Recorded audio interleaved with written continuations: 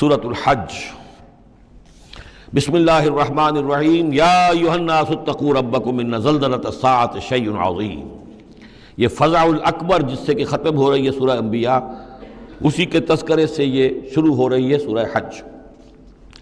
اے لوگو ڈرو اپنے رب سے، تقوی اختیار کرو اپنے رب کا، یقیناً قیامت کا زلزلہ بہت بڑی شے ہوگا۔ یوم ترونہا، جس دن کہ تم اس کو دیکھو گے، تذہل کل مرضعۃ عما ارضعت، بھول جائے گی ہر دودھ پلانے والی جسے وہ دودھ پلاتی تھی۔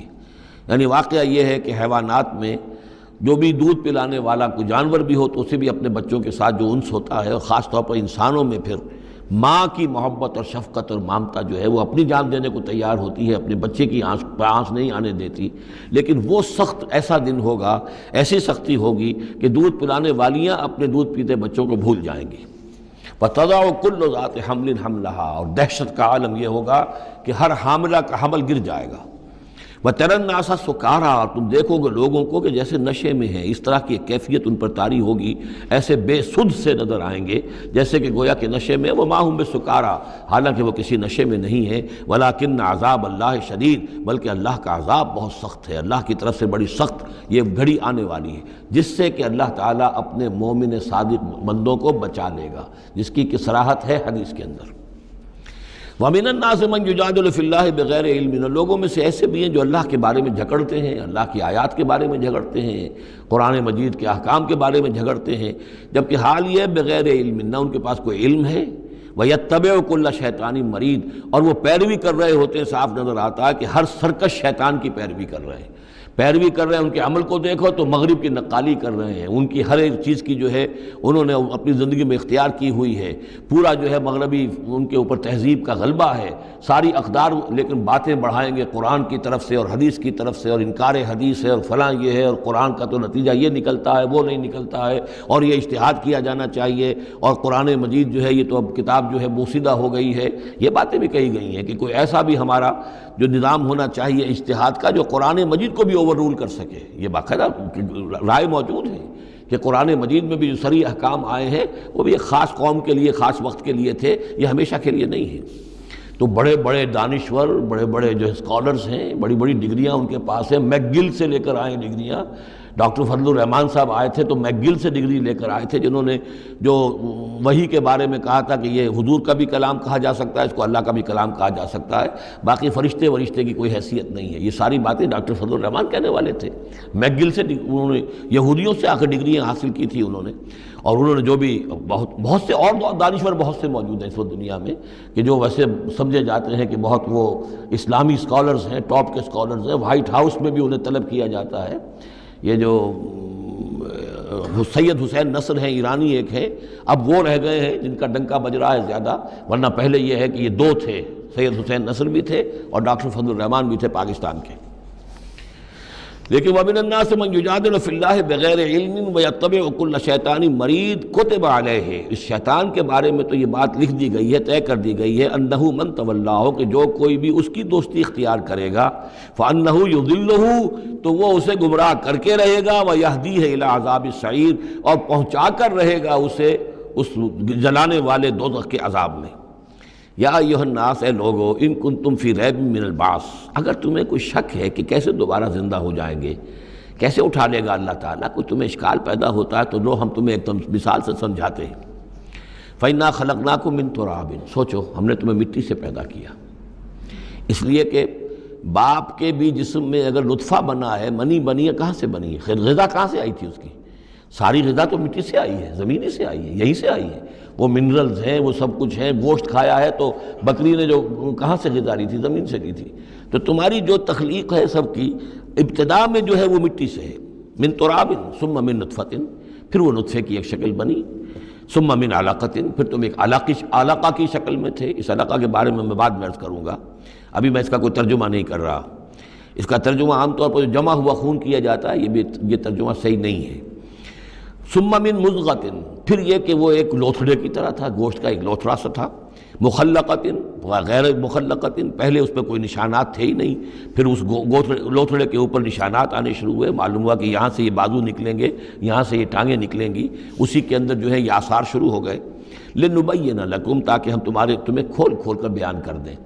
یہ جو بھی سٹیجز ہیں کہ جو ایمبریونک جو سٹیجز ہیں، اس میں واقعہ یہ کہ اس کے بارے میں کیتھل مور کا میں قول آپ کو سنا چکا ہوں، جو تعارف قرآن کا میرا لیکچر تھا، کہ ان چیزوں کے بارے میں حیران اور ششدر ہیں جو اس وقت ایمبریولوجی کے سب سے بڑے ماہر ہیں، جن کی ٹیکسٹ بکس دنیا کے اندر سب سے زیادہ مستند مانی جاتی ہے، کہ ہم حیران ہیں کہ یہ ساری چیزیں قرآن مجید نے کیسے کہی ہیں، اور یہ بالکل ایگزیکٹ جو ہے تعبیر ہے ان سٹیجز کی کہ جو رحم مادر میں انسانی جنین جن سٹیجز سے گزرتا ہے اس کی اس سے زیادہ صحیح تعبیر ہو نہیں سکتی۔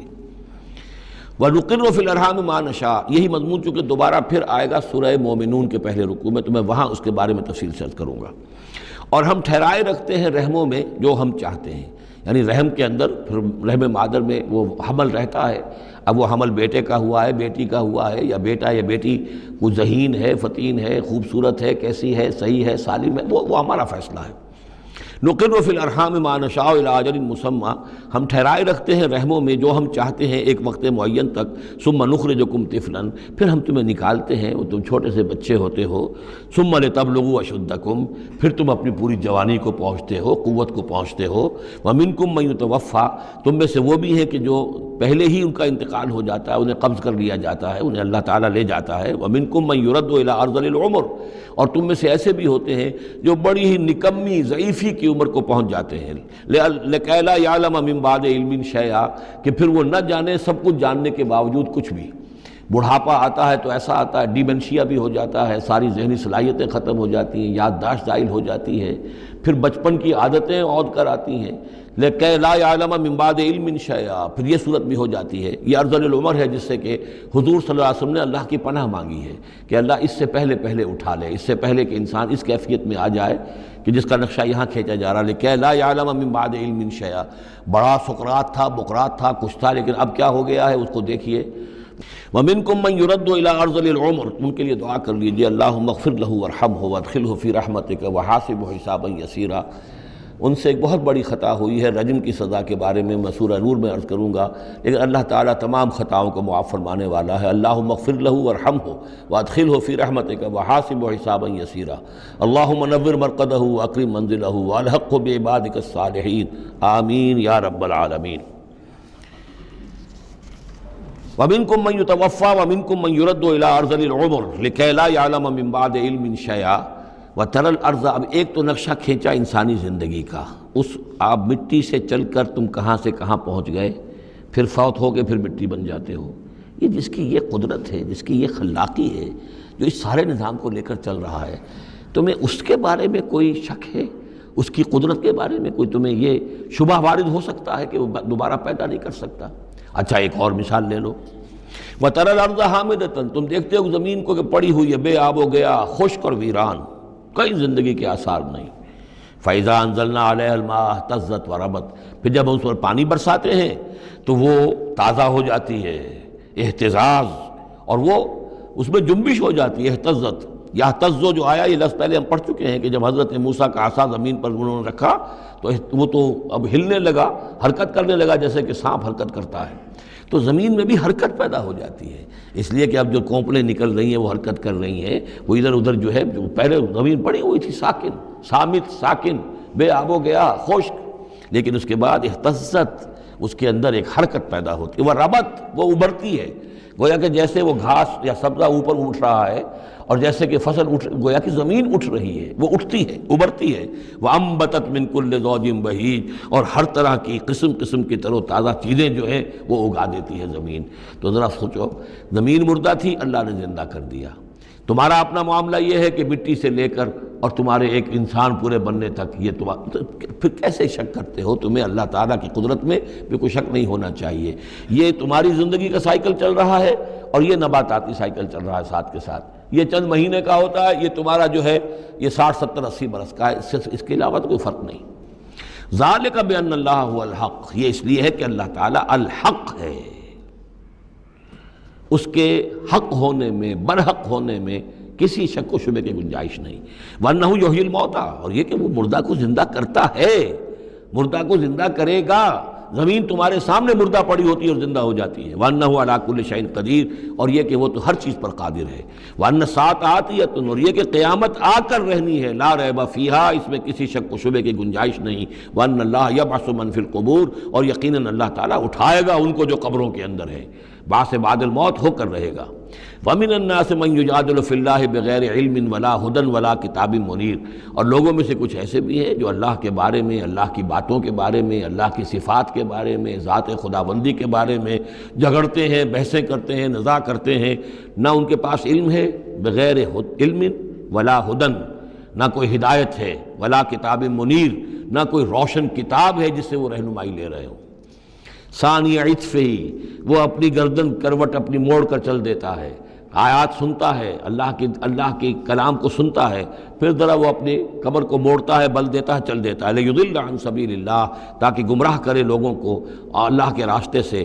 لہ فی الدنیا خزی، اس کے لیے دنیا کی زندگی میں بھی رسوائی ہے، ونذیقہ یوم القیامت عذاب الحریق، اور قیامت کے دن ہم اسے جلانے والے عذاب کا مزہ چکھائیں گے۔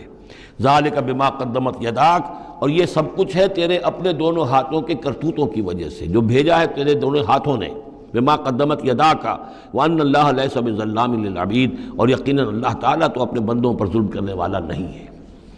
ومن الناس من يعبد الله على حرف فإن أصابه خير اطمأن به وإن أصابته فتنة انقلب على وجهه خسر الدنيا والآخرة ذلك هو الخسران المبين۔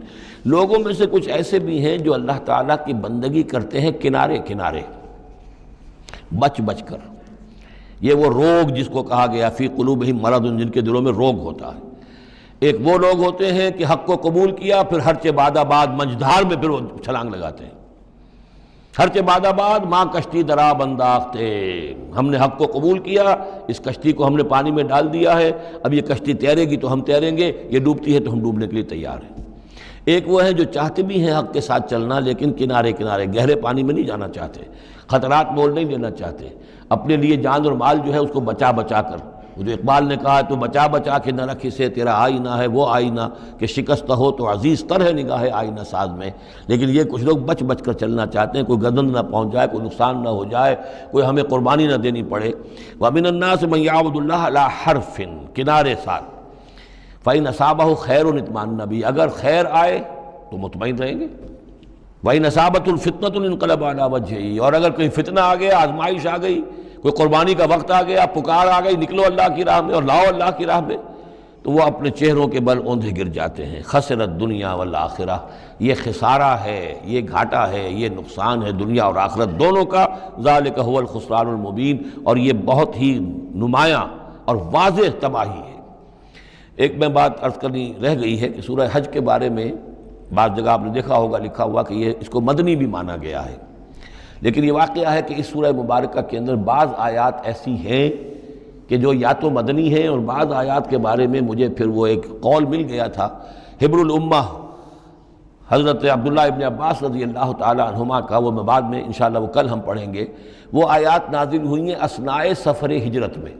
ظاہر بات ہے کہ جب حضور مکے سے نکل آئے ہیں اور جا رہے ہیں تو کتنے دن لگے ہیں، کوئی وہ چند گھنٹے کا 1 گھنٹے کی فلائٹ تو نہیں تھی کہ جو ہوائی جہاز سے آپ چلے گئے ہوں، آدھے گھنٹے کی فلائٹ ہے کل نہیں، لیکن یہ کوئی وقت لگا۔ اس میں بھی جو آیات نازل ہوئی ہیں، اور اس صورت میں کئی آیات ایسی ہیں کہ جن کی بڑی گہری مشابہت آپ کو مل جائے گی سورہ بقرہ کی آیات کے ساتھ۔ چنانچہ شہادت علی الناس والی آیت بھی اس صورت میں بھی ہے، سورہ بقرہ میں بھی ہے، لِيَكُونَ الرَّسُولُ شَهِيدًا عَلَيْكُمْ وَتَكُونُوا شُهَدَاءَ عَلَى النَّاسِ، یہ آپ کو سورہ حج کے آخر میں ملے گی۔ جہاد کا لفظ بھی اس صورت مبارکہ میں ملے گا۔ یہ آیت بھی آپ غور کریں گے تو سورہ بقرہ کے دوسرے رکوع میں جو مثال آئی تھی، منافقین کا حال یہ ہے، او کصیب من السماء فیہ ظلمات ورعد وبرق یجعلون اصابعهم فی آذانہم من الصواعق حذر الموت واللہ محیط بالکافرین، تو یہ جب بجلی جب چمکتی ہے، کوئی روشنی نظر آتی ہے، چل پھر لیتے ہیں، لیکن اس کے بعد پھر جیسے ہی اندھیرا ہوتا ہے کھڑے رہ جاتے ہیں۔ تو بالکل وہی کیفیت ہے کہ جب ذرا حالات صحیح ہوئے، نارمل ہوئے، کوئی خطرہ نہیں، کوئی اندیشہ نہیں، کوئی مطالبہ نہیں، کوئی جنگ کی مہم جو ہے پیش نظر نہیں ہے، تو وہ بڑے چلت پھر دکھا رہے ہیں، حضور کے پاس آ رہے ہیں، باتیں کر رہے ہیں، وہ ہے کہ وہ بھی اہل ایمان کے ساتھ ہیں، لیکن جب ذرا مشکل وقت آیا اوندھے منہ گر پڑے۔ وَمِنَ النَّاسِ، اللہ تعالی ہمیں اس سے بچائے، اور دین اور ایمان کے ساتھ اور اللہ کے دین کو قائم کرنے کی جد و جہد میں مخلصانہ اور ہمہ تن ہمہ وجوہ اپنے آپ کو جھونک دینے کی ہمت عطا فرمائے۔ ومن الناس من يعبد الله على حرف فإن أصابه خير اطمأن به وإن أصابته فتنة انقلب على وجهه خسر الدنيا والآخرة ذلك هو الخسران المبين يدعو من دون الله ما لا يضره وما لا ينفعه، یہ پکارتا ہے اللہ کے سوا ان کو جو نہ اسے کوئی ضرر پہنچا سکتی ہے نہ نفع، ذالک هو الضلال البعید، یہی ہے بہت ہی گمراہی دور کی گمراہی۔ يدعو لمن ضره اقرب من نفعه، وہ پکارتا ہے اللہ کو اس کو کہ جس کا ضرر جو ہے وہ اس کے نفع سے قریب تر ہے۔ اللہ کے سوا کسی کو پکارو گے تو نفع تو کوئی ہے نہیں لیکن ضرر تو پہنچ گیا۔ لبئس المولا ولبئس العشیر، بہت ہی برا ہے وہ دوست اور بہت ہی برا ہے رفیق۔ ان اللہ يدخل الذین آمنوا وعملوا الصالحات جنات تجری من تحتها الانہار، یقیناً اللہ تعالیٰ داخل کرے گا ان لوگوں کو جو ایمان لائے اور جنہوں نے نیک عمل کیے ان باغات میں جن کے دامن میں ندیاں بہتی ہوں گی۔ ان اللہ یفعل ما یرید، یقیناً اللہ تعالیٰ کرتا ہے جو چاہتا ہے، جس چیز کا ارادہ کرتا ہے وہ کر گزرتا ہے، فعال لما یرید ہے۔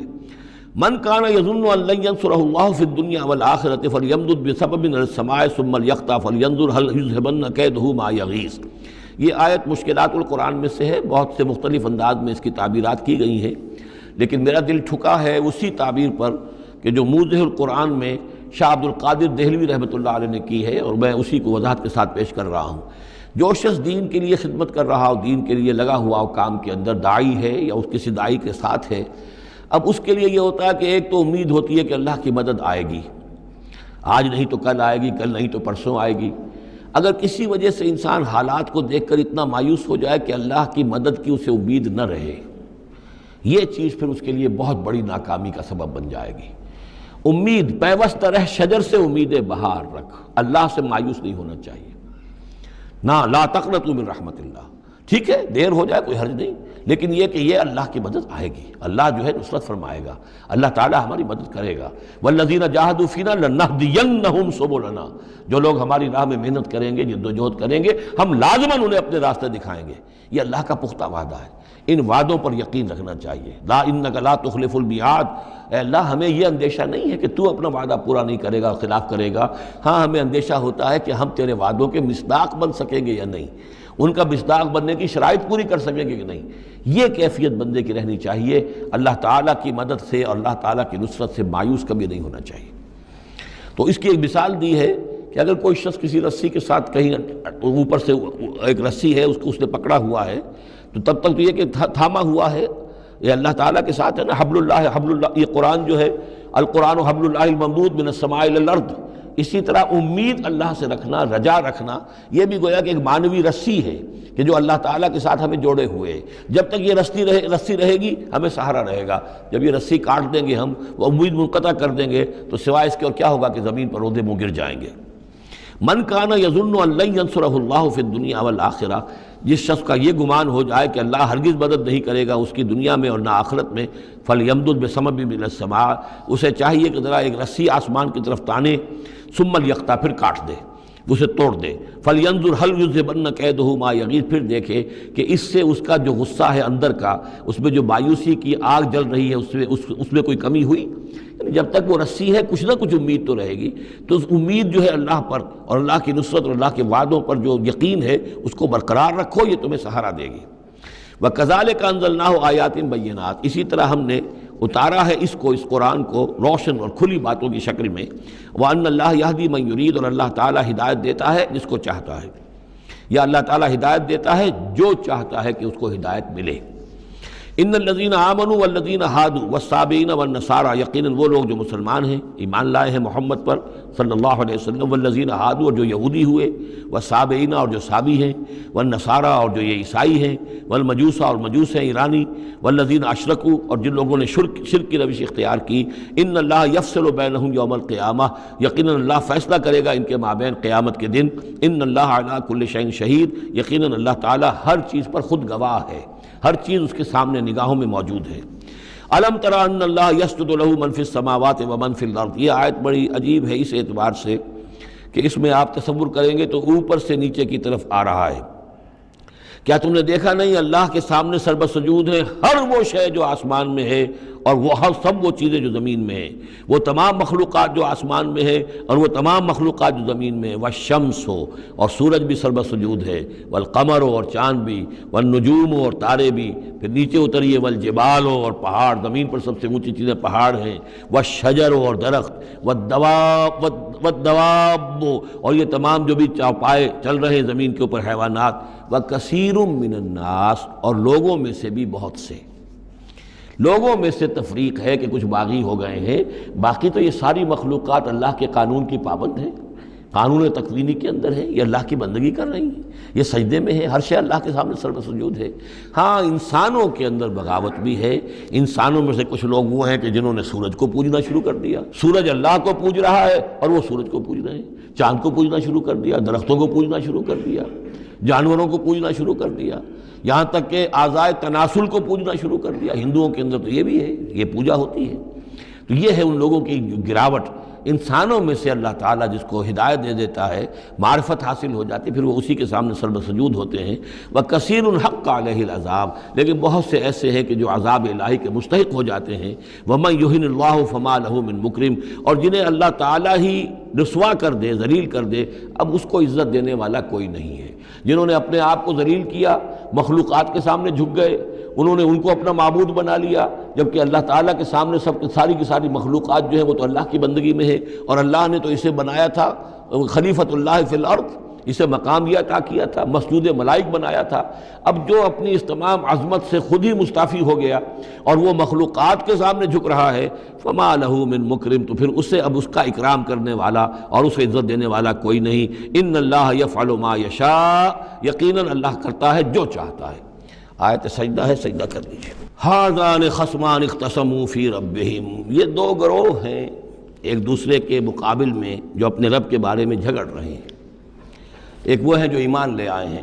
اب جیسا کہ میں نے عرض کیا یہ صورت ہے مکی، لیکن اس میں کچھ آیات شامل ہیں، یہ بھی ہو سکتا ہے کہ مدنی ہو، یہ بھی ہو سکتا ہے کہ اثناء سفر ہجرت میں نازل ہوئی، لیکن بحیثیت مجموعی یہ ہے تقریباً آخری دور کی، آخری زمانے کی صورت۔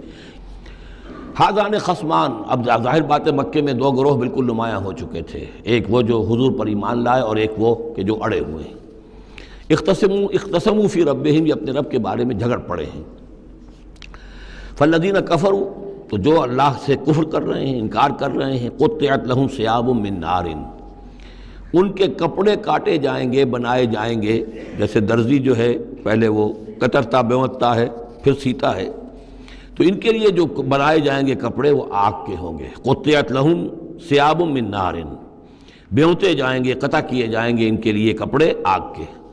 یصب من فوق رؤوسہم الحمیم، ان کے سروں کے اوپر کھولتے ہوئے پانی کے تریڑے دیے جائیں گے۔ یسحر بہ ما فی بطونہم والجلود، جس سے کہ ان کی کھالیں بھی جھلس جائیں گی اور جو کچھ ان کے پیٹوں کے اندر ہوگا وہ بھی جھلس جائے گا۔ وَلَهُم مَّقَامِعُ مِنْ حَدِيدٍ، اور پھر ان کے لیے لوہے کے وہ ہتھوڑے ہوں گے کہ جو ان کے سروں پر پڑیں گے۔ کلما ارادوا ان یخرجوا منہا، جب بھی وہ چاہیں گے کہ وہاں سے نکل جائیں، من غم کے مارے، اعیدوا فیہا، انہیں پکڑ کر دوبارہ پھر اسی میں ڈال دیا جائے گا۔ وذوقوا عذاب الحریق، اور چکھو مزہ اس جلانے والے عذاب کا۔ تم نے اللہ کا انکار کیا، تم نے محمد کی نفی کی، تم نے ان کو ماننے سے انکار کیا۔ اس کے برعکس ان اللہ یدخل الذین آمنوا وعملوا الصالحات، یقیناً اللہ داخل کرے گا ان لوگوں کو جو ایمان لایا، جنہوں نے نیک عمل کیے، جنات تجری من تحتها الانہار، ان باغات میں جن کے نیچے ندیاں بہتی ہوں گی، یحلون فیہا من اساور من ذہب ولؤلؤا، پہنائے جائیں گے انہیں کنگن سونے کے اور موتی، ولباسہم فیہا حریر، اور ان کی پوشاک جو ہوگی وہاں پر ریشم کی ہوگی۔ دنیا میں ریشم مردوں پر حرام ہے، وہاں ریشم جو ہے اسی کا لباس ہوگا، باریک ریشم کے اوپر کا لباس اور گاڑھے ریشم کا جو ہے نیچے کا لباس ہوگا۔ وَہُدُوا إِلَى الطَّيِّبِ مِنَ الْقَوْلِ، اور ان کو تو رہنمائی کر دی گئی ہے بہترین بات کی طرف۔ بہترین بات کیا ہے؟ کلمہ طیبہ، لا الہ الا اللہ محمد رسول اللہ، یا سبحان اللہ والحمد للہ ولا الہ الا اللہ واللہ اکبر ولا حول ولا قوۃ الا باللہ۔ ہدوا الی الطیب من القول، انہیں ہدایت دے دی گئی ہے من القول، اچھی بات، بہترین کلمہ طیبہ کی۔ وہدوا الی صراط الحمید، اور ان کو تو ہدایت دے دی گئی ہے سیدھی اور اللہ کی تعریفوں والے کے راستے کی طرف، کہ وہ سیدھے اس راستے پہ بڑھتے ہوئے اللہ تعالیٰ کی رحمت میں فراح و ریحان و جنت نعیم کے اندر پہنچ جائیں گے۔ ان الذین کفروا یصدون عن سبیل اللہ، یقیناً وہ لوگ جنہوں نے کفر کیا اور جو روک رہے ہیں لوگوں کو اللہ کے راستے سے، والمسجد الحرام ہے، اور مسجد حرام سے روک رہے ہیں۔ اب مسلمان یہاں سے جانے پر مجبور ہیں، یہ اس کے جوار بیت اللہ میں رہتے تھے، یہاں سے چھوڑ کر جانے پہ مجبور ہیں، بعد میں کتنے عرصے تک نہ وہ عمرہ کر سکے نہ حج کر سکے، تو جو ان کو اس مسجد حرام سے روک رہے ہیں، الذی جعلناہ للناس سواء العاکف فیہ والباد، اس گھر کو جو ابراہیم نے بنایا تھا، جس کو ہم نے تمام انسانوں کے لیے مساوی قرار دیا ہے، برابر ہے یہاں پر، چاہے یہاں کے رہنے والے مقیم ہوں اور چاہے باہر سے آئیں۔ یہ اصطلاحات ہیں آفاقی اور مقیم۔ وہاں بیت اللہ میں، حرم میں کوئی فرق نہیں کیا جا سکتا حقوق میں۔ اب بھی میں سمجھتا ہوں کہ وہاں اس میں کوئی حرج شک نہیں ہے کہ حرم کے اندر کوئی فرق نہیں ہے۔ کوئی شخص باہر کا آ کر پہلی صف میں بیٹھ جائے، کوئی اسے زبردستی نہیں اٹھا سکے گا۔ یہ دوسری بات ہے کہ وہاں پہ شرطے وغیرہ جو ہیں ان کو رشوتیں دے کر لوگوں نے کو اپنی سیٹیں ریزرو کرا لی ہوتی ہیں، یا کبھی کوئی جو وی آئی پیز آنے والے ہوتے ہیں ان کے لیے وہ خالی کرتے ہیں، لیکن یہ عام طور پر یہی ہے، آپ جس جگہ جا کر بیٹھ جائیں، کوئی یہ نہیں کہہ سکتا کہ میں یہاں کا رہنے والا ہوں، مکی ہوں، میں یہاں میں بیٹھوں گا تم یہاں سے اٹھو۔ سواء العاکف فیہ والباد، برابر ہے وہاں کے رہنے والے مقیم بھی اور وہ لوگ بھی کہ جو باہر سے آتے ہیں، آفاقی ہیں۔ وَمَن يُرِدْ فِيهِ بِإِلْحَادٍ بِظُلْمٍ، اور جو کوئی بھی اس میں بیت اللہ میں کوئی الحاد کی کوشش کرے گا، اللہ تعالیٰ کے سیدھے راستے سے ہٹانے کی لوگوں کو، اور اس میں کجی پیدا کرنے کی کوشش کرے گا شرارت نفس کی بنا پر، نُذِقْهُ مِنْ عَذَابٍ أَلِيمٍ، اس سے ہم مزہ چکھائیں گے دردناک عذاب کا۔ وَإِذْ بَوَّأْنَا، یہ دو رکوع ہیں ابھی سورہ مبارکہ کے، حج کے مناسک کا کچھ ذکر ہے یہاں پر، خاص طور پر قربانی کا خاص طور پر ذکر ہے۔ سورہ بقرہ کے دو رکوع 24واں 25واں، اس میں بھی حج کے مناسک آ چکے ہیں، لیکن وہاں پر اصل قربانی کا ذکر نہیں تھا، وہ تو صرف یہ ہے کہ وہ دم جو دینا پڑتا ہے اگر کسی وجہ سے سر منڈانا پڑ گیا ہے قبل از وقت، اور یا اسی طریقے سے تمتع اگر کیا ہے تو اس کا وہ دم شکر کا ہے وغیرہ وغیرہ۔ لیکن یہاں پر جو دو ہے، ایک قربانی اور ایک طواف، ان دو کا جو ہے ذکر ہو رہا ہے خاص طور پر یہاں۔ وَإِذْ بَوَّأْنَا لِإِبْرَاهِيمَ مَكَانَ الْبَيْتِ، اور جب ہم نے معین کر دی ابراہیم کے لیے اپنے گھر کی جگہ، بتا دی کہ یہ ہے وہ جگہ جس کے بارے میں میرا گمان یہ ہے کہ وہاں بنیادیں موجود تھیں حضرت آدم علیہ السلام کی بنائی ہوئی، لیکن اوپر سے دیواریں سب کی سب گر چکی تھیں اور سیلاب کی وجہ سے سارا اب وہاں کوئی آثار نہیں رہے تھے۔ اللہ تعالیٰ نے رہنمائی فرما کر ان کی نشاندہی کروا دی۔ اللہ تشرک بی شیئا، اور یہ حکم دے دیا گیا میرے ساتھ کسی شے کو شریک نہ کرنا، وطہر بیتیا، اور میرے اس گھر کو پاک رکھنا، للطائفین، طواف کرنے والوں کے لیے، والقائمین، اور قیام کرنے والوں کے لیے، کھڑے ہو کر نمازیں پڑھنے والوں کے لیے، والرکع السجود، اور رکوع کرنے والوں کے لیے اور سجود کرنے والوں کے لیے۔ یہ گویا کہ جیسے وہاں آیا تھا وَعَهِدْنَا إِلَىٰ إِبْرَاهِيمَ وَإِسْمَاعِيلَ أَن طَهِّرَا بَيْتِيَ لِلطَّائِفِينَ وَالْعَاكِفِينَ وَالرُّكَّعِ السُّجُودِ، تقریباً وہی آیت یہاں پر آئی ہے، صرف یہ کہ عاکف کی بجائے یہاں قائمین کا لفظ آیا ہے۔ وَأَذِّن فِي النَّاسِ بِالْحَجِّ، اور اے ابراہیم اب پکارو لوگوں کو، اذان دو، پکارو حج کے لیے۔ اب کیسے پکارا ہوگا، کیسے آپ نے یہ پیغام پہنچایا ہوگا، کہاں سے اللہ تعالیٰ نے ان کی آواز کو، ان کی پکار کو کہاں کہاں پہنچایا ہوگا، یہ اللہ تعالیٰ کا معاملہ ہے۔ یا تو کا رجالن، پکاریے لوگوں کو، حج کی دعوت دیجیے، آئیں گے وہ آپ کے پاس پیدل چل کر بھی، وعلیٰ کل ضامر، اور بڑی لاغر اونٹنیوں پر بھی، یعنی دور دراز سے آئیں گے تو سفر کی وجہ سے اونٹنیاں لاغر ہو چکی ہوں گی۔ یاتین من کل فج عمیق، جو یہاں پر پہنچیں گی وہ اونٹنیاں اور لوگ آئیں گے بڑی دور دراز کی راہوں سے، دور دراز کی، یہ فج کہتے ہیں پہاڑوں کے درمیان کے راستے کو، چونکہ یہ سارا پہاڑی علاقہ ہے تو نہ معلوم کہاں کہاں سے گہری وادیوں میں سے ہو کر لوگ جو ہیں پہنچتے ہیں۔ لیشہدوا منافع لہم، تاکہ یہ آئیں، حاضر ہوں ان جگہوں پر کہ جو ان کے لیے منفعت کی جگہیں ہیں۔ وَيَذْكُرُ اسْمَ اللَّهِ فِي أَيَّامٍ مَعْلُومَاتٍ، اور اللہ کا نام لے معین دنوں کے اندر، یعنی قربانیاں دیں معین دنوں میں۔ 10ویں ذی الحجہ کی قربانی کا دن ہے، اس کے بعد جو ہے 11ویں کو بھی ہو سکتی ہے، 12ویں کو بھی ہو سکتی ہے، یا ایام معلومات ہیں۔ عَلَىٰ مَا رَزَقَهُم مِّن بَهِیمَةِ الْأَنْعَامِ، تو اللہ کا نام لیں ذبح کرتے ہوئے، اللہ کا نام لیں ان پر کہ جو ہم نے انہیں یہ چوپائے عطا کیے ہیں، مویشی دیے ہیں۔ فَكُلُوا مِنْهَا، تو ان کو ذبح کر کے، ان کی قربانی دے کر اس میں سے خود بھی کھاؤ۔ وَأَطْعِمُوا الْبَائِسَ الْفَقِيرَ، اور جو برے حال میں ہو، فقیر محتاج جو بہت ہی خستہ حال ہے، اس کو بھی کھلاؤ۔ ثُمَّ لْيَقْضُوا تَفَثَّهُمْ، پھر یہ کرنے کے بعد پھر اپنے میل کچیل دور کرو، پھر احرام کھولنا ہوتا ہے، پھر یہ کہ وہ رنحت رمی ہوتی ہے، نہر ہوتا ہے، حلق ہوتا ہے، اور پھر طواف۔ چار یہ الفاظ جو ہیں یہ 10ویں تاریخ کے ہیں، 4 افعال، رمی اور نہر، پھر جا کر قربانی دینا، پھر یہ کہ حلق کر کے اور پھر یہ احرام کھل گیا، اب نہاؤ دھو میل کچیل جو بھی احرام کی وجہ سے صاف کرو، اچھے کپڑے پہنو اور پھر جاؤ اور طواف کرو، طواف زیارہ۔ ثم لیقضوا تفثهم، پھر چاہیے کہ وہ دور کریں اپنے میل کچیل، ولیوفوا نذورهم، اور جو بھی نذریں مانگی ہوئی ہوں ان کو پورا کریں، ولیطوفوا بالبیت العتیق، اور اب جا کر اس قدیم گھر کا طواف کریں۔ ذالک، یہ سن چکے، ومن يعظم حرمات اللہ فهو خیر له عند ربہ، اور جو کوئی اللہ تعالیٰ کی حرمتوں کی تعظیم کرے، یہ بیت اللہ الحرام ہے، یہ اشہر حرم ہے، یہ ساری چیزیں جو ہے اللہ تعالیٰ کی حرمتیں ہیں، حرمات اللہ ہیں، اللہ نے جس جس چیز کو کہ محترم قرار دیا ہے۔ سورہ مائدہ میں ہم پڑھ چکے ہیں، وہ جانور کے جو ہدی کے جانور ہیں وہ بھی محترم ہیں، جن کے گھروں میں گردنوں میں پٹے ڈال دیے گئے ہیں، معلوم ہے کہ یہ ہدیم بالغ الکعبہ جانے والے ہیں، وہ بھی محترم ہیں۔ عام مین البیت الحرام جو ہیں، جو لوگ حاجی جا رہے ہیں، ان کی بھی حرمت ہے۔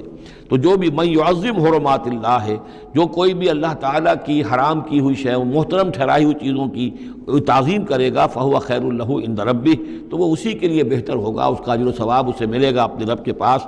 وَأُحِلَّتْ لَكُمُ الْأَنْعَامُ إِلَّا مَا يُتْلَىٰ عَلَيْكُمْ، اور حلال کر دیے گئے تمہارے لیے سارے چوپائے سوائے اس کے جو تم کو سنا دیا گیا ہے، یعنی یہ کہ خنزیر کا معاملہ ہے اس کو حرام کر دیا گیا ہے، باقی بکری ہے، بھیڑ ہے، گائے ہے، بیل ہے، اونٹ ہے، ان سب کو اللہ کی راہ میں تو اس کی قربانی ہو سکتی ہے۔ فَاجْتَنِبُوا الرِّجْسَ مِنَ الْأَوْثَانِ، تو پھر تم بچو، ان بتوں کی گندگی سے بچو۔ یہ ہے اصل میں بچنا جو ہے وہ سب سے پہلے شرک، اور وہاں پر سب سے بڑا شرک جو ہے وہ بت پرستی کا ہو رہا تھا۔ وَاجْتَنِبُوا قَوْلَ الزُّورِ، اسی طریقے سے جھوٹ کہنے سے، جھوٹ بات سے بھی بچو۔ حنفاء للہ، یکسو ہو جاؤ اللہ کی طرف، یکسو اسی کے بندے بن جاؤ، غیر مشرکین بہ، اس حال میں کہ اس کے ساتھ کسی بھی اعتبار سے شرک نہ ہو، کسی پہلو سے، کسی اعتبار سے، ذات میں، صفات میں، حقوق میں، اختیارات میں، کہیں بھی کوئی شرک کا شائبہ نہ آنے پائے۔ ومن یشرک باللہ، اور جو کوئی اللہ کے ساتھ شرک کرے گا، فکأنما خر من السماء، تو وہ تو ایسے ہے جیسے وہ رسی کٹ گئی اور اب وہ زمین کے اوپر گر پڑا، زمین کی طرف جا رہا ہے آسمان سے۔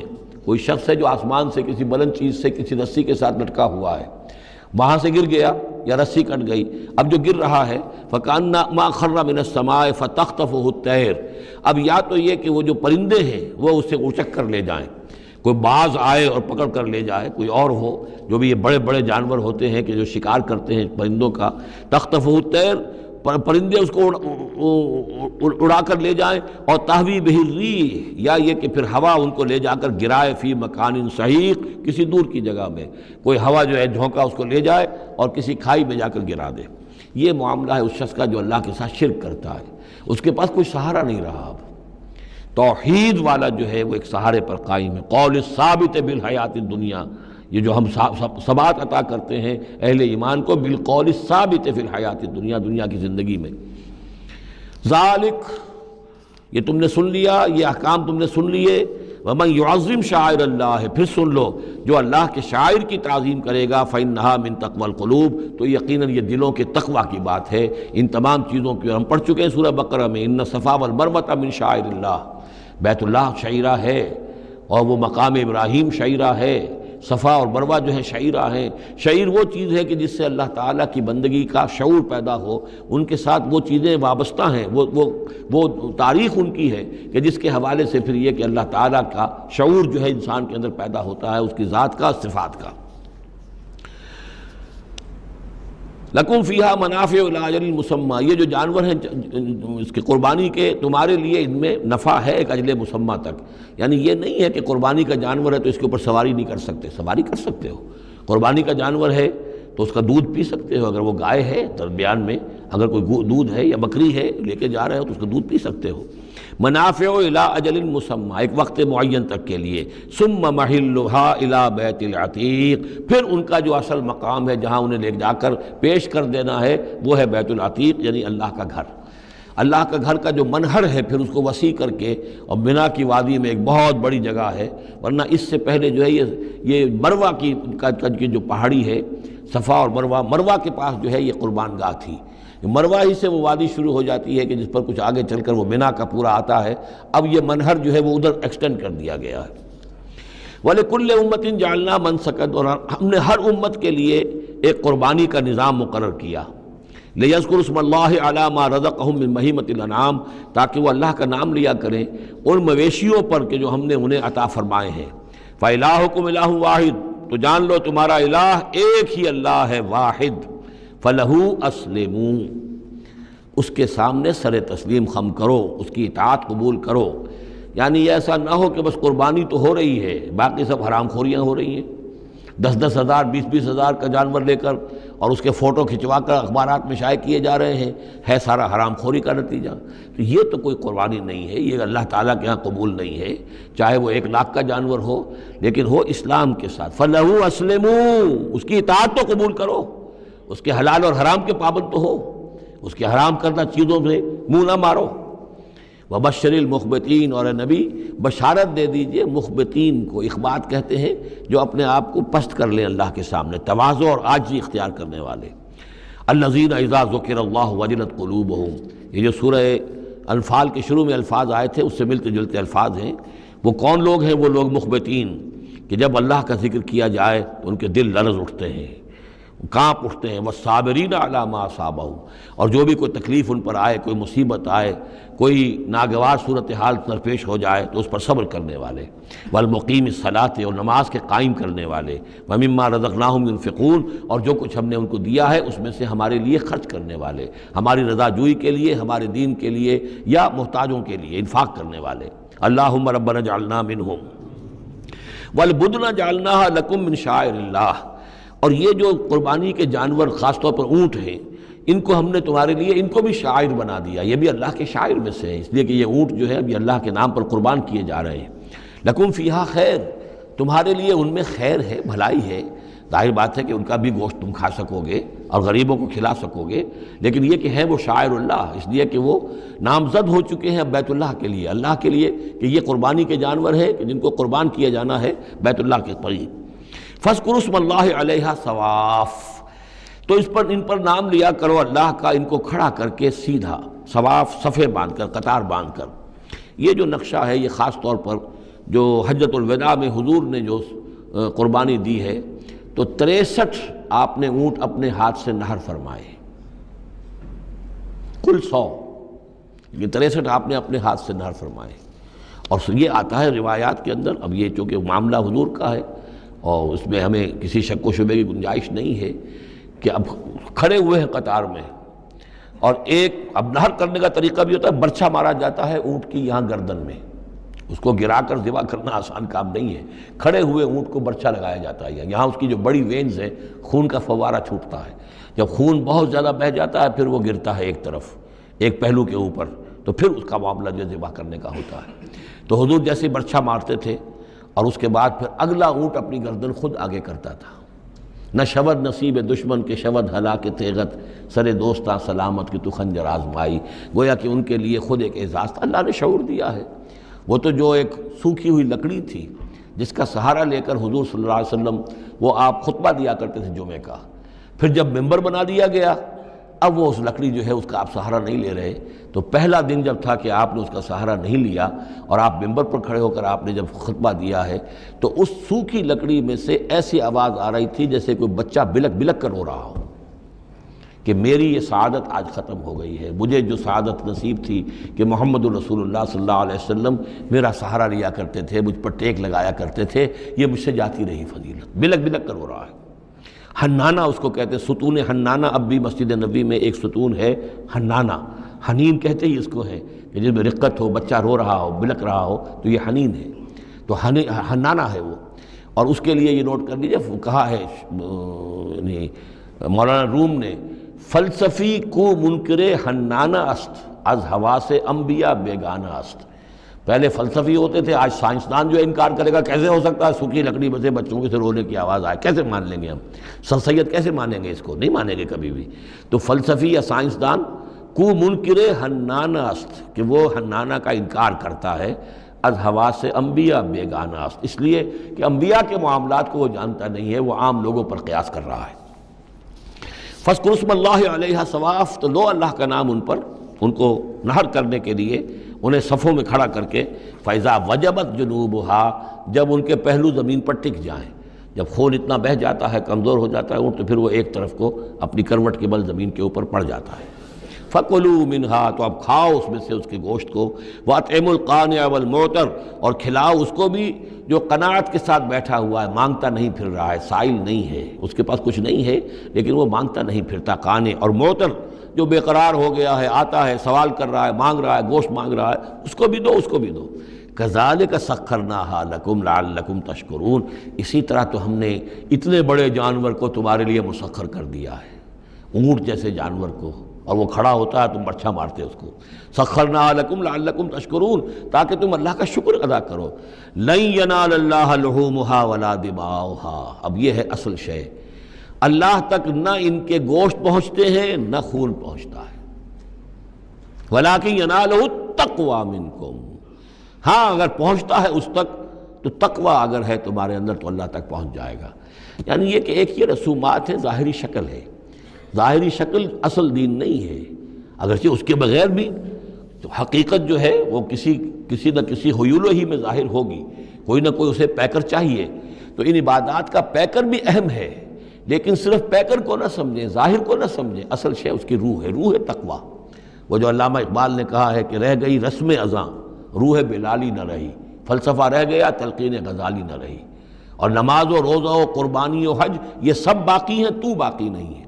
وہ ہمارا وہ تقوی، ہمارا اللہ کے ساتھ خلوص و اخلاص، قربانی جب انسان دے رہا ہو تو واقعتاً اس کے اپنے اندر اگر تقوی بھی ہے، اس نے حلال ذریعے سے کمائے ہوئے مال میں سے اس نے اتنی محنت کی ہے کہ اس میں سے اثار کر رہا ہے، اللہ کے نام پر ایک جانور کو ذبح کر رہا ہے، پھر خود اپنی زندگی میں وہ اللہ کے قوانین کا پابند ہے، اسی کے مطابق زندگی گزار رہا ہے، اور وہ اپنی توانائیاں، قوتیں، صلاحیتیں اللہ کی راہ میں لگا رہا ہے، اس کی قربانی ہے۔ باقی اگر یہ نہیں ہے تو ٹھیک ہے، چلیے کم سے کم غریبوں کو گوشت مل جائے گا، کچھ نہ کچھ فائدہ تو ہو ہی جائے گا، لیکن یہ کہ وہ اصل قربانی نہیں ہے، اللہ تک کچھ نہیں پہنچے گا تمہارا۔ لن ینال اللہ لحومہا ولا دماؤہا، دیکھو ان قربانیوں کے نہ گوشت اللہ تک پہنچتے ہیں نہ ان کے خون، ولیکن ینالہ التقوی منکم، ہاں تقوی اگر ہے وہ اللہ تک پہنچ جاتا ہے۔ کذالک سخرھا لکم لتکبروا اللہ علی ما ھداکم، اسی طرح اللہ تعالیٰ نے اسے تمہارے لیے مسخر کر دیا ہے، لتکبروا اللہ علی ما ھداکم، تاکہ تم اللہ کی تکبیر کیا کرو اس ہدایت پر جو اس نے تمہیں دی ہے۔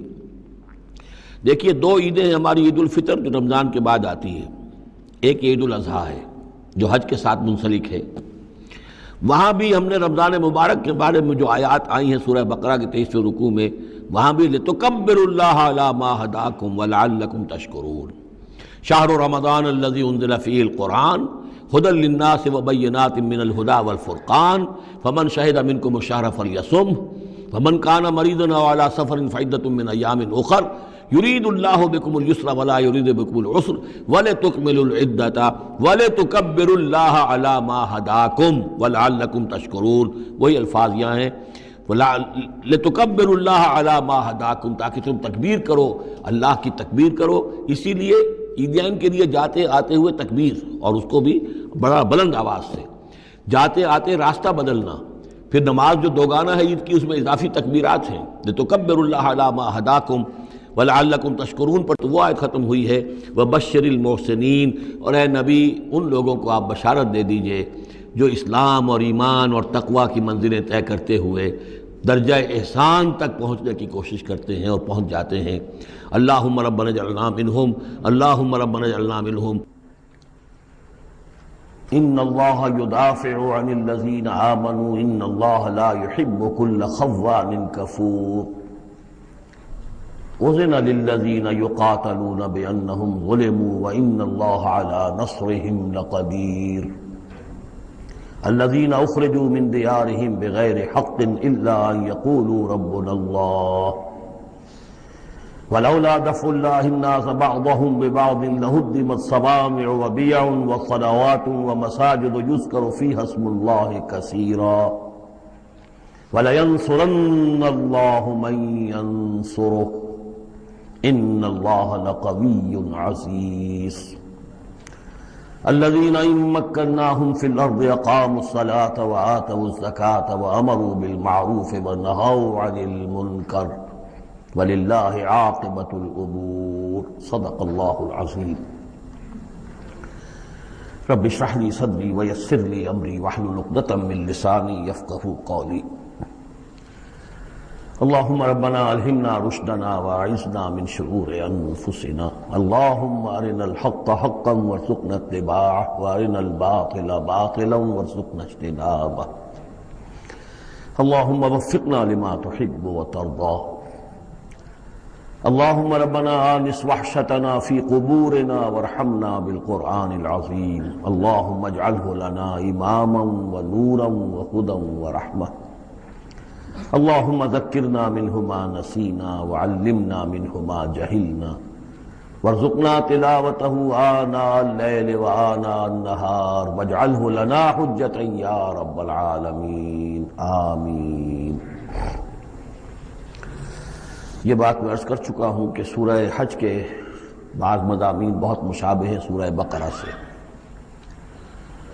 اس سورہ مبارکہ کے بارے میں بعض حضرات کی رائے یہ ہے کہ یہ مدنی ہے، لیکن صحیح بات یہی ہے کہ یہ مکی صورت ہے، البتہ اس میں کچھ آیات ایسی ہیں کہ جو مدنی بھی ان کو قرار دیا جا سکتا ہے، اور ایک روایت جو حضرت عبداللہ ابن عباس رضی اللہ تعالی عنہما کی مجھے مل گئی ہے وہ یہ ہے کہ وہ اثناء سفر ہجرت میں نازل ہوئی، اور اس وقت ہمیں اب انہی آیات کا مطالعہ کرنا ہے۔ یہ آیات یوں سمجھیے کہ نبی اکرم صلی اللہ علیہ وسلم کی وہ جد و جہد اور آپ کی دعوت اور تحریک جو ہے اس میں ایک بڑے ٹرننگ پوائنٹ کو ریپرزینٹ کر رہی ہیں۔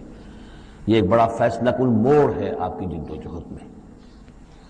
یہ مشابہت ذہن میں رکھیے کہ سورہ بقرہ میں بھی جہاں 23ویں رکوع میں تقریباً وسط ہے سورہ بقرہ کا، جس طرح یہ وسط ہے سورہ حج کا، وہاں بھی 23ویں رکوع میں رمضان مبارک اور روزے کی حکمتیں اور اس کے احکام کا بیان ہوا۔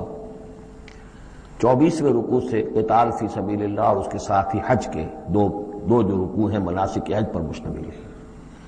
یہاں پر بھی آپ دیکھیے کہ مناسک حج پر 2 رکوع مشتمل تھے اور اس کے فوراً بعد قتال کی بات ہو رہی ہے۔ بڑا گہرا ربط ہے ان دونوں کے اندر، اس لیے کہ قتال فی سبیل اللہ کا جو سب سے پہلا ہدف تھا وہ یہی تھا کہ توحید کا مرکز کعبۃ اللہ جو اصل میں خدا واحد کی عبادت کے لیے بنایا گیا تھا، اس وقت وہ مشرکین کے تسلط میں ہے اور انہوں نے اسے شرک کا اڈا بنایا ہوا ہے۔ تو گویا کہ اب پہلا جو فرض منصبی ہے امت مسلمہ کا وہ یہ ہے کہ اس مرکز توحید کو مشرکین کے تسلط سے واگزار کرا کے اسے واقعتاً توحید ہی کا مرکز بنا دیا جائے۔ اس اعتبار سے ظاہر بات ہے کہ جنگ ناگزیر ہے۔ یہ صرف واز سے ہونے والا کام تو نہیں تھا، اس کے لیے تو ظاہر بات ہے کہ طاقت کا استعمال ناگزیر تھا۔ اسی لیے مناسک حج کے ذکر کی فوراً بعد اب یہ تذکرہ ہو رہا ہے۔ یہ آیات میرے خیال میں اثناء سفر ہجرت میں نازل ہوئی۔ فرمایا ان اللہ یدافع عن الذین آمنوا، اللہ تعالیٰ مدافعت کرے گا اہل ایمان کی طرف سے، یعنی اب جو نیا دور شروع ہو رہا ہے جس میں کہ آرمڈ کانفلکٹ ہوگا، مسلح تصادم ہوگا، تو مسلمان اور اہل ایمان اپنے آپ کو اکیلا نہ سمجھے، بلکہ ان کی پشت پر اللہ ہے۔ ان کی طرف سے دفاع کرنے کے لیے اللہ تعالیٰ جو ہے وہ ان کی نصرت فرمائے گا۔ ان اللہ یدافع عن الذین آمنوا ان اللہ لا یحب کل خوان کفور، اللہ تعالیٰ کو بالکل پسند نہیں ہے یہ لوگ جو بہت خیانت کرنے والے ہیں اور ناشکرے ہیں۔ یہ کون ہیں؟ یہ قریش مکہ کہ جنہوں نے ایک طرف خیانت کی انتہا کر دی کہ توحید کے مرکز کو شرک کا اڈا بنا دیا۔ یہ امانت ہے ان کے پاس حضرت اسماعیل اور حضرت ابراہیم علیہ السلام کی، اور یہ تو اس لیے تعبیر کیا گیا تھا ربنا لیقیموا الصلاۃ، اور حضرت ابراہیم نے دعا کی تھی وجنبنی وبنی ان نعبد الاصنام، لیکن ان لوگوں نے خیانت کی ہے، ان کی وراثت کے اندر صحیح طرز عمل اختیار نہیں کیا بلکہ خیانت کی روش اختیار کی، اور کفور ہیں، بہت ناشکرے ہیں، اس لیے کہ اس گھر کی وجہ سے انہیں یہ حیثیت حاصل ہے کہ یہ مرکزی شہر بنا ہوا ہے پورے جزیرہ نما عرب کا۔ اس گھر کی وجہ سے انہیں ان کے قافلوں کو تحفظ حاصل ہے کہ ان کے اوپر کوئی حملہ نہیں کرتا، اور مشرق اور مغرب کی جو ٹریڈ ہے اس کے گویا کہ یہ ایک طرح سے پروپرائٹری ان کے پاس حقوق آ گئے، ایکسکلوسیو پروپرائٹری رائٹس، کہ ظاہر بات ہے کوئی اور قافلہ بچ کر جا نہیں سکتا قبائلی ریڈ سے اور حملے سے اور لوٹ مار سے، اور قریش کے قافلے کے اوپر کوئی حملہ کر نہیں سکتا، اسے کوئی چھو نہیں سکتا۔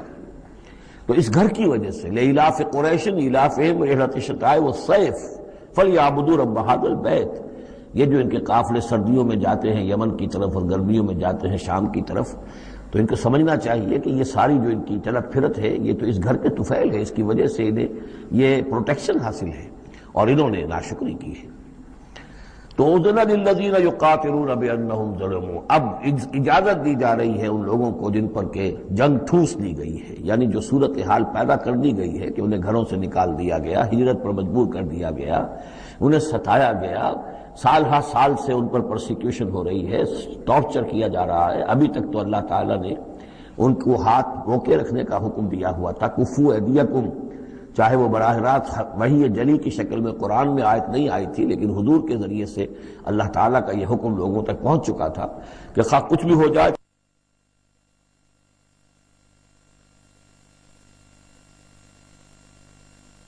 ان کے ہاتھ کھولے جا رہے ہیں۔ اذن للذین یقاتلون بانہم ظلموا، اب جو ان پر ظلم کیا گیا ہے اس کے سبب سے ان کو اجازت دی جا رہی ہے کہ اب وہ اینٹ کا جواب پتھر سے دے سکتے ہیں۔ وَإِنَّ اللَّهَ عَلَىٰ نَصْرِهِمْ لَقَدِيرٌ، اور دوبارہ پھر تاکید کے ساتھ کہہ دیا کہ ان کو اپنے آپ کو اکیلے نہ سمجھے، یقیناً اللہ تعالیٰ ان کی نصرت پر قادر ہے، ان کی مدد فرمائے گا۔ الَّذِينَ أُخْرِجُوا مِن دِيَارِهِمْ، وہ لوگ کہ جو اپنے گھروں سے نکال دیے گئے، یہ سب کون تھے؟ مہاجرین جو تھے، یہ مکے سے جو نکلنے پر مجبور کر دیے گئے، اہل و عیال کو چھوڑ کر نکلنے پر مجبور ہوئے۔ الَّذِينَ أُخْرِجُوا مِن دِيَارِهِمْ بِغَيْرِ حَقٍّ، جو نکال دیے گئے اپنے گھروں سے، اپنے علاقوں سے نا حق، الا ان یقولوا ربنا اللہ، صرف اس جرم کی پاداش میں کہ انہوں نے کہا ہمارا رب اللہ ہے، ہم صرف ایک اللہ کو مانتے ہیں اور دوسرے آلہہ کو، دوسرے معبودوں کو، دوسرے دیویاں اور دیوتاؤں جو تمہارے من گھڑت ہے، ہم ان کو تسلیم کرنے کو تیار نہیں۔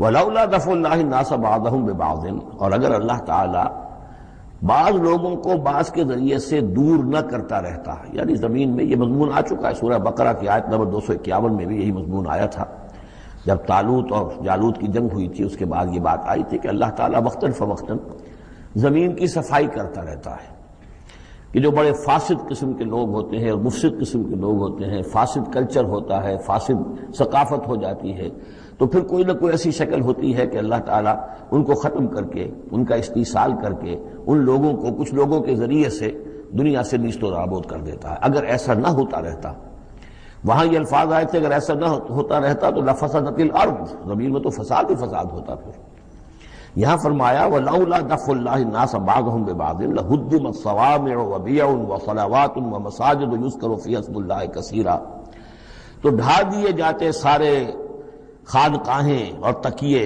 اور سارے گرجے اور کنیسے اور ساری سینیگوگز۔ صلوتا یہ عربی زبان کا لفظ ہے، صلات ہی سے ہے، یہ عربی اور جیسا کہ میں نے عرض کیا ہے بارہا، عبرانی اور عربی زبان جو ہے یہ عبرانی زبان کا لفظ ہے صلوتا، اور عربی اور عبرانی جو ہیں یا تو سگی بہنیں ہیں، کسی ایک ہی زبان کی یہ دونوں نکلی ہوئی شاخیں ہیں، اور یا یہ کہ عبرانی ماں ہے اور عربی اس کی بیٹی ہے، یہ ان کے درمیان رشتہ ہے۔ صلات کا لفظ جو عربی میں آیا ہے اور قرآن مجید میں صلوتا یہ وہاں پر بھی موجود تھا۔ ہمارے ہاں سلام ہے، ان کا شلام ہے، تو فرق اتنا ہی ہے، وہ شین کے ساتھ اور وہ باغ اس کو گول کر کے شلام کہتے ہیں، باقی ہمارے یہاں سلام ہے، فرق اور خاص نہیں ہے۔ ان کا جو یوم کپور ہے وہ یوم کفارہ ہے، یوم یوم کی طرح ہے، کپور پے اور فے، جیسا کہ میں نے آپ کو بتایا تھا ذوالکفل میں پے فے کی جگہ ہو جاتی ہے، تو یوم کپور ہے ان کے ہاں، یوم کفارہ۔ تو یہ تقریباً تمام جو اصطلاحات ہیں وہ بہت ایک دوسرے کے قریب ہیں۔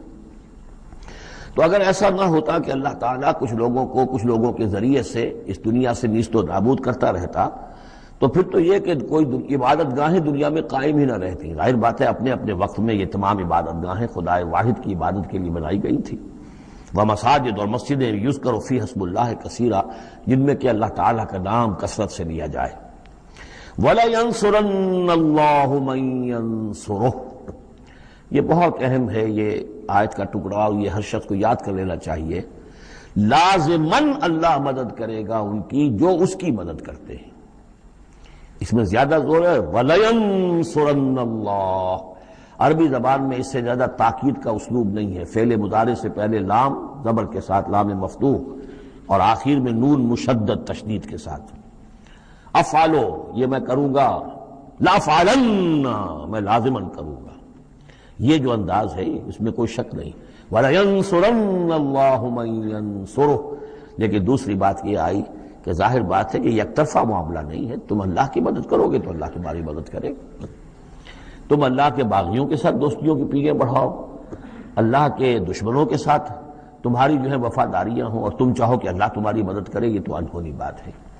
جیسے سورہ بقرہ میں ہم نے دیکھا تھا فاذکرونی اذکرکم، تم مجھے یاد رکھو میں تمہیں یاد رکھوں گا. اسی طرح وَلَيَنْصُرَنَّ اللَّهُ مَن يَنْصُرُهُ، لازماً اللہ مدد کرے گا ان کی. اسی سورہ مبارکہ میں ہم دیکھ چکے ہیں کہ اس کا یقین ہونا چاہیے بندہ مومن کو، اور یہ یقین اس کا بہت بڑا سہارا بنتا ہے، اس کے صبر کا اور ثبات کا اور استقامت کا. ورنہ یہ کہ اگر اس یقین، اس اللہ کی مدد کی امید کی رسی کو وہ کاٹ دے تو پھر اس کے لیے کوئی سہارا نہیں رہے گا. ان اللہ لقوی عزیز، اور پھر یہ کہ اللہ جو مدد کا وعدہ کر رہا ہے تو اللہ کوئی کمزور تو نہیں ہے، قوی ہے، زبردست ہے، توانا ہے، عزیز ہے، زبردست ہے. الذین ان مکناہم فی الارض، وہ لوگ کہ جنہیں اگر ہم زمین میں تمکن عطا کر دیں.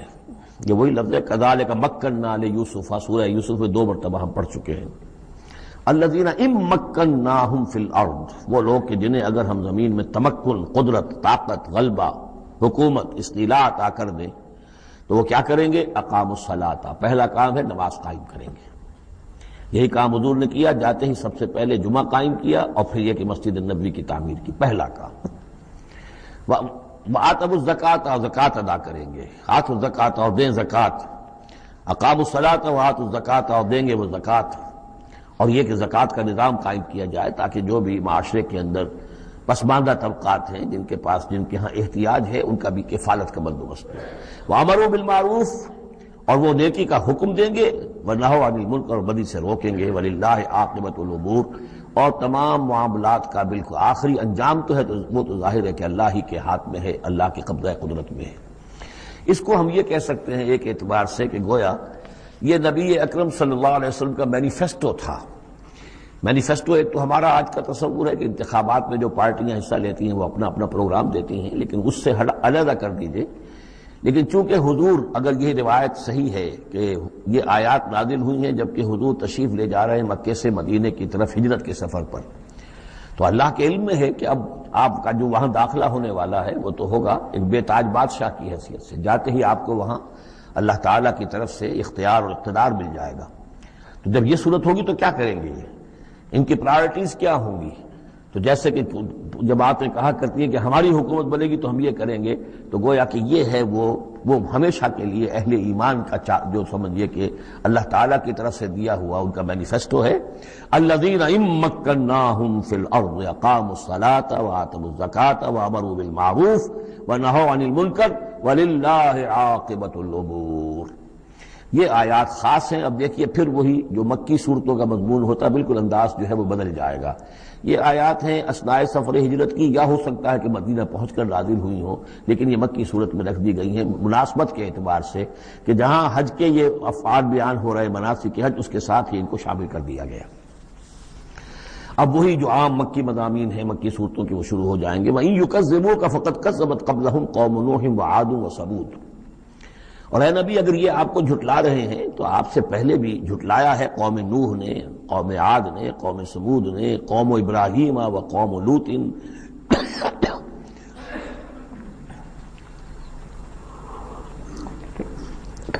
ابراہیم کی قوم نے اور لوط کی قوم نے، واصحاب مدین اور مدین والوں نے، وکذب موسیٰ اور موسیٰ کی بھی تکذیب کی گئی تھی. فاملیت للکافرین، تو میں نے کافروں کو کچھ ڈھیل دی، مہلت دی، ان کی رسی دراز کی.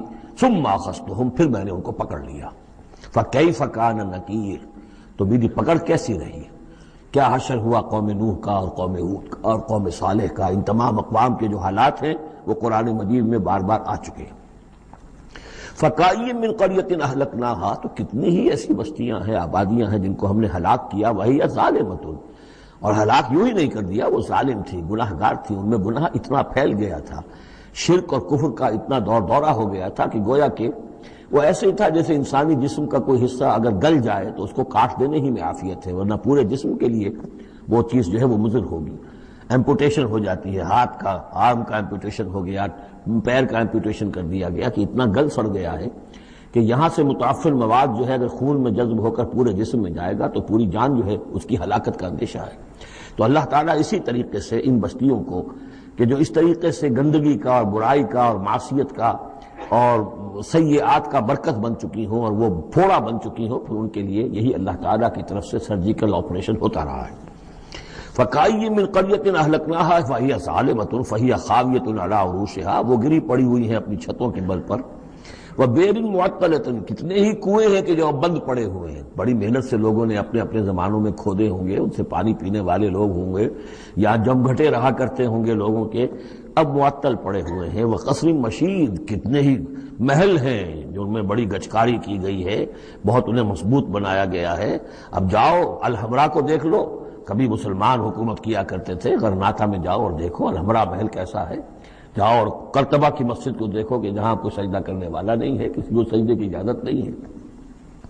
افلم یسیروا فی الارض، تو کیا ان لوگ زمین میں گھومے پھرے نہیں ہیں؟ فتکون لہم قلوب یعقلون بہا، تو ہوتے ان کے دل جن سے یہ سمجھتے اور بات کو کی تہ تک پہنچتے۔ تو یہ جو لفظ قلب کے ساتھ عقل آیا ہے، اب اس کو اچھی طرح سمجھ لیجئے، چونکہ یہ بات میری تو آپ کے سامنے آ چکی ہے کہ میرے نزدیک انسان ایک مرکب وجود کا حامل ہے۔ اس کا ایک وجود حیوانی ہے، خالص حیوانی اور مکمل حیوان اور اعلیٰ ترین حیوان۔ انسان اعلیٰ ترین حیوان ہے، تمام حیوانوں میں سب سے افضل ہے، اور اس میں وہ ساری فیکلٹیز ہیں کہ جو حیوانات میں بھی ہوتی ہیں، لیکن اس کا ایک روحانی وجود ہے، وہ مکمل وجود ہے، انڈیپینڈنٹ ہے، بالکل اس حیوانی وجود سے ایک علیحدہ اور مستقل بذات وجود ہے۔ یہ دونوں کیسے جڑے ہوئے ہیں یہ ہم نہیں جانتے۔ وہ تو ہمیں یہ بھی معلوم نہیں کہ انسانی جسم میں جان کہاں ہے، کچھ پتہ نہیں، کہاں دل میں ہے کہیں ہے، تو دل تو بدل دیتے ہیں لوگ، پھر بھی وہ جان تو وہی کی وہی رہتی ہے۔ اب تو جو کچھ ہو رہا ہے آپ کو معلوم ہے، تو جان کہاں ہے، کس چیز سے متعلق، دماغ سے متعلق ہے، دل سے متعلق، کہاں سے متعلق ہے؟ تو لائف ہی کو ہم نہیں جانتے، تو لائف سے آگے روح کا تعلق کس طور سے ہے ہم کیا جان سکتے ہیں؟ ہست رب الناس رابا جان الناس، اتصال بے تکیف بے قیاس، یہ متصل ہے، یہ جو روحانی وجود ہے اور حیوانی وجود ہے یہ متصل ہے، ملے ہوئے تو ہیں، لیکن یہ اتصال ایسا ہے بے تکیف بے قیاس، نہ اس کی کیفیت معلوم ہو سکتی ہے، نہ اس کو کسی اور چیز پر قیاس کیا جا سکتا ہے، لیکن ہے دو علیحدہ وجود۔ ایک وجود پہلے پیدا کیا گیا تھا، کما خلقناکم اول مرہ، دوسرا وجود اس عالم خلق کے اندر آتا ہے، اور ان میں سے ہر ایک کی، دونوں کی اپنی اپنی عقل ہے۔ روح کی اپنی عقل ہے، روح کی اپنی آنکھ ہے، روح کے اپنے کان ہیں، اور جسم کے حیوانی وجود کے اپنی آنکھیں ہیں، اپنے کان ہیں، اپنی عقل ہے۔ تو ان السمع والبصر والفؤاد، یہ حیوانی، یہ گویا کہ انسان کے جو حیوانی ذرائع علم ہے وہ یہ ہیں جن کے بارے میں گفتگو سورہ بنی اسرائیل کی اس آیت کے حوالے سے میں تفصیلاً کر چکا ہوں، ان السمع والبصر والفؤاد کل اولئک کان عنہ مسئولا۔ لیکن انسان کے اندر جو یہ روح ہے یہ دیکھتی بھی ہے، یہ سنتی بھی ہے، اس کے اپنے کان ہیں، وہ غیر مرئی کان ہیں، غیر مرئی آنکھیں ہیں، لیکن اس کی اپنی عقل ہے۔ اب یہاں دیکھیے یہ دونوں چیزیں واضح ہو جائیں گی۔ فَتَكُونَ لَهُمْ قُلُوبٌ يَعْقِلُونَ بِهَا، تو ہوتے ان کے دل کہ جن سے یہ بات سمجھتے، او آذان یسمعون بها، یا ہوتے کان جن سے یہ سنتے، فإنها لا تعمل ابصار ولكن تعمل قلوب التي في الصدور، اس لیے کہ آنکھیں اندھی نہیں ہوا کرتی، دل اندھے ہو جاتے ہیں جو سینوں کے اندر ہے۔ یہ کون سا اندھاپا ہے؟ ابو جہل اندھا تھا کس اعتبار سے؟ ابو لہب اندھا تھا کس اعتبار سے؟ ولید بن مغیرہ اندھا تھا کس اعتبار سے؟ ان کی آنکھیں تو اندھی نہیں تھی، ان کے دل اندھے ہو گئے تھے، ان کی روحیں اندھی ہو گئی تھی، ان کے اوپر اپنی دنیاوی اغراض، اپنی ضد، اپنی ہٹ دھرمی اور اپنے تکبر اور اپنے جو بھی ان کے اندر عصبیتیں تھیں، اس کی وجہ سے اس طریقے سے ان کے اوپر پٹیاں پڑ چکی تھی کہ وہ روح نہ دیکھتی تھی نہ سنتی تھی۔ تو یہ ہے اصل میں یہ معاملہ، فَإِنَّهَا لَا تَعْمَلْ أَبْصَارُ، ایک ہے آنکھیں اندھی، لیکن ہو سکتا ہے اس کا دل جو ہے وہ دوسروں سے کہیں زیادہ دیکھنے والا ہو، لیکن یہ کہ آنکھوں کا اندھا ہونا اتنا بڑی بات نہیں، اتنا دل کا اندھا ہونا۔ فَلَمْ يَسِيرُوا فِي الْأَرْضِ فَتَكُونَ لَهُمْ قُلُوبٌ يَعْقِلُونَ بِهَا، تو کیا یہ زمین میں گھومے پھرے نہیں، پھر ہوتی ان کے دل کہ جن سے یہ بات کو سمجھتے، او آذان یسمعون بها، یا ہوتے کان، روح کے کان کہ جن سے یہ سنتے، دیدن دیگر آموز سنیدن دیگر آموز، اس لیے کہ ظاہر بات ہے بستیوں کو تو وہ دیکھتے تھے، کتا بھی دیکھ رہا ہے کہ کار آ رہی ہے، اسے بچنا ہے، وہ بھی اپنی جان بچاتا ہے، انسان نے بھی دیکھ لیا اور وہ بھی جان بچانے کے لیے ایک طرف ہو گیا، تو کوئی بڑا فرق نہیں۔ یہ حیوانی جو دیکھنا ہے وہ تو دیکھنا ہے، لیکن انسان کا دیکھنا کچھ اور ہے۔ فَإِنَّهَا لَا تَعْمَى الْأَبْصَارُ وَلَكِنْ تَعْمَى الْقُلُوبُ الَّتِي فِي الصُّدُورِ، اس لیے کہ دل آنکھیں اندھے نہیں ہوا کرتی بلکہ دل اندھے ہو جاتے ہیں جو سینوں کے اندر ہیں، اس لیے کہ روح کا مسکن قلب ہے، یہ ہم جانتے ہیں، روح کا مسکن قلب ہے، یہ ہم نہیں جانتے کہ کیسے، کس طرح۔ بہرحال دل کو آپ اگر کہیں کاٹیں گے پیٹیں گے تو کہیں وہ آپ کو اس میں روح نظر نہیں آئے گی، وہ غیر مرئی شے ہے، لیکن تعلق اس کا جو ہے وہ قلب انسانی کے ساتھ ہے۔ وَيَسْتَعْجِلُونَكَ بِالْعَذَابِ وَلَن يُخْلِفَ اللَّهُ وَعْدَهُ، اور یہ لوگ جلدی مچا رہے ہیں نبی آپ سے عذاب کی، اور اللہ تعالیٰ اپنے وعدے کی ہرگز خلاف ورزی نہیں کرے گا۔ وہ عذاب آئے گا، کس شکل میں آئے گا ابھی اللہ تعالیٰ نے اس کو چھپا کر رکھا ہوا ہے، کب آئے گا وہ بھی اللہ نے چھپایا ہوا ہے۔ وَإِنْ أَدْرِيَ قَرِيبٌ أَمْ بَعِيدٌ مَا تُوعَدُونَ، یہ ہم سورہ انبیاء میں پڑھائے ہیں کہ میں نہیں جانتا ہے نبی، آپ کہہ دیجئے قُلْ إِنْ أَدْرِيَ قَرِيبٌ أَمْ بَعِيدٌ مَا تُوعَدُونَ، کہ جس چیز کا تم سے وعدہ کیا جا رہا ہے، جس چیز کی دھمکی دی جا رہی ہے وہ قریب آ چکی ہے یا دور ہے۔ وَإِنَّ يَوْمًا عِندَ رَبِّكَ كَأَلْفِ سَنَةٍ مِّمَّا تَعُدُّونَ، اور یقیناً ایک دن آپ کے رب کے نزدیک 1000 برس کا ہے اس حساب سے جو تم تعداد جانتے ہو۔ انسانی عام حساب سے جو 1000 برس ہے، دنیا کا ہمارا حساب سے وہ در حقیقت اللہ کا ایک دن ہے۔ یہ مضمون چونکہ قرآن مجید میں پھر سورہ سجدہ میں پھر آئے گا، 2 مرتبہ آیا، تو یہ مضمون یوں سمجھیے کہ یہ محکمات میں سے، یہ متشابہات میں سے نہیں ہے، بات بالکل پختہ ہے، واضح ہے۔ يُدَبِّرُ الْأَمْرَ مِنَ السَّمَاءِ إِلَى الْأَرْضِ ثُمَّ يَعْرُجُ إِلَيْهِ فِي يَوْمٍ كَانَ مِقْدَارُهُ أَلْفَ سَنَةٍ مِّمَّا تَعُدُّونَ، تو اللہ تعالیٰ کی جو تدبیر امر ہے، وہی جو 3 کام ابتدائی جو شاہ ولی اللہ دہلوی رحمۃ اللہ علیہ کی تصنیف حجت اللہ البالغہ کے حوالے سے میں بتا چکا ہوں، ابداع، خلق اور تدبیر تیسرا کام ہے۔ اس تیسرے کام کے ضمن میں اللہ کا جو بھی ایک نقشہ بنتا ہے اس کی مشیت کا، وہ 1000 سال کا ہوتا ہے ہمارے حساب سے، اس کا ایک دن ہے، وہ اس کی ایک پلاننگ ہو جاتی ہے، اس کے احکام جو ہے وہ فرشتوں کے حوالے کر دیے جاتے ہیں، اس کی پھر ایگزیکیوشن ہوتی ہے، تو 1000 برس کی پلاننگ ہے ہمارے حساب سے، اللہ کے ہاں وہ ایک دن ہے۔ وَكَأَيٍّ مِّن قَرْيَةٍ أَمْلَيْتُ لَهَا، اور کتنی ہی بستیاں ایسی ہوئی ہیں کہ جنہیں ہم نے ڈھیل دی تھی، وَهِيَ ظَالِمَةٌ، لیکن وہ تھیں گناہ گار، ثُمَّ أَخَذْتُهَا، پھر میں نے ان کو پکڑ لیا، وَإِلَيَّ الْمَصِيرُ، اور میری ہی طرف لوٹ کر آنا ہے۔ قُلْ يَا أَيُّهَا النَّاسُ إِنَّمَا أَنَا لَكُمْ نَذِيرٌ مُّبِينٌ، کہہ دیجئے اے نبی، اے لوگو، میں ہوں ایک خبردار کرنے والا، صاف صاف تمہارے لیے ایک خبردار کرنے والا آیا ہوں، ڈرانے والا آیا ہوں، بتا دینے والا ہوں کہ یہ مراحل زندگی کے آنے والے ہیں۔ فالذین آمنوا وعملوا الصالحات، جو لوگ ایمان لائیں اور نیک عمل کریں، لہم مغفرۃ ورزق کریم، ان کے لیے اللہ کی طرف سے مغفرت ہے، یہ میں بشارت دے رہا ہوں، اور رزق کریم، اور بہت ہی باعزت روزی ملے گی۔ والذین سعوا فی آیاتنا معاجزین، اور جو لوگ ہماری آیات کے بارے میں تگ و دو کریں گے کہ انہیں کسی طریقے سے فیل کر دیں، ناکام کر دیں، غیر مؤثر کر دیں، ان آیات کو پھیلنے نہ دیں، اولئک اصحاب الجحیم، تو یہ وہ لوگ ہیں کہ جہنم والے ہیں۔ وما ارسلنا من قبل کا، یہ کافی مشکل آیت ہے قرآن مجید کی جو اگلی آ رہی ہے، اور اس میں کافی قیل و قال ہے۔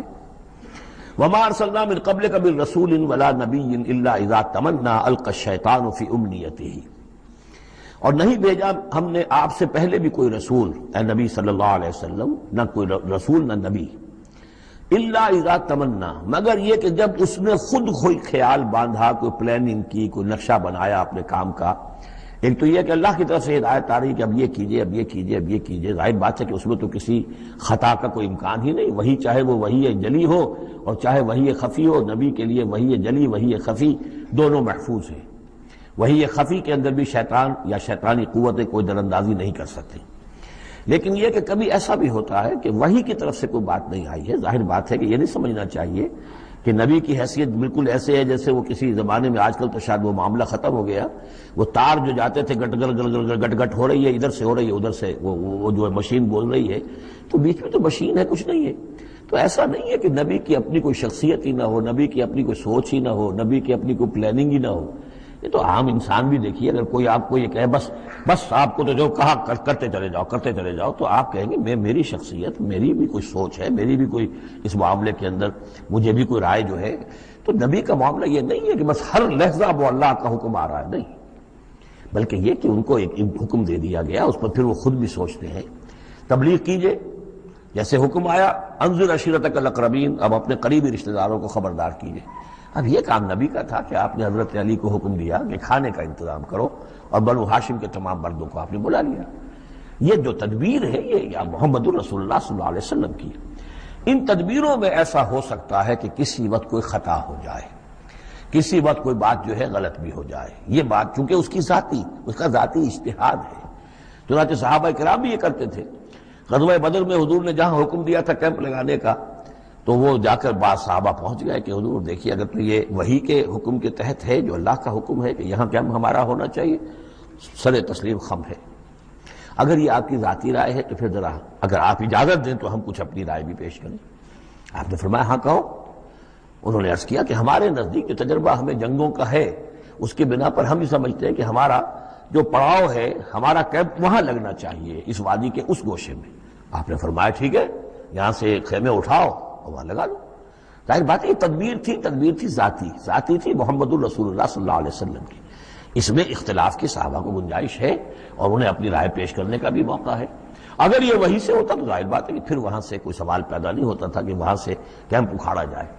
تو اس طرح کے معاملے میں خطا بھی ہو سکتی ہے، غلطی بھی ہو سکتی ہے، اور اس قسم کے معاملے میں کوئی در اندازی جو ہے شیطان کی طرف سے بھی ممکن ہے۔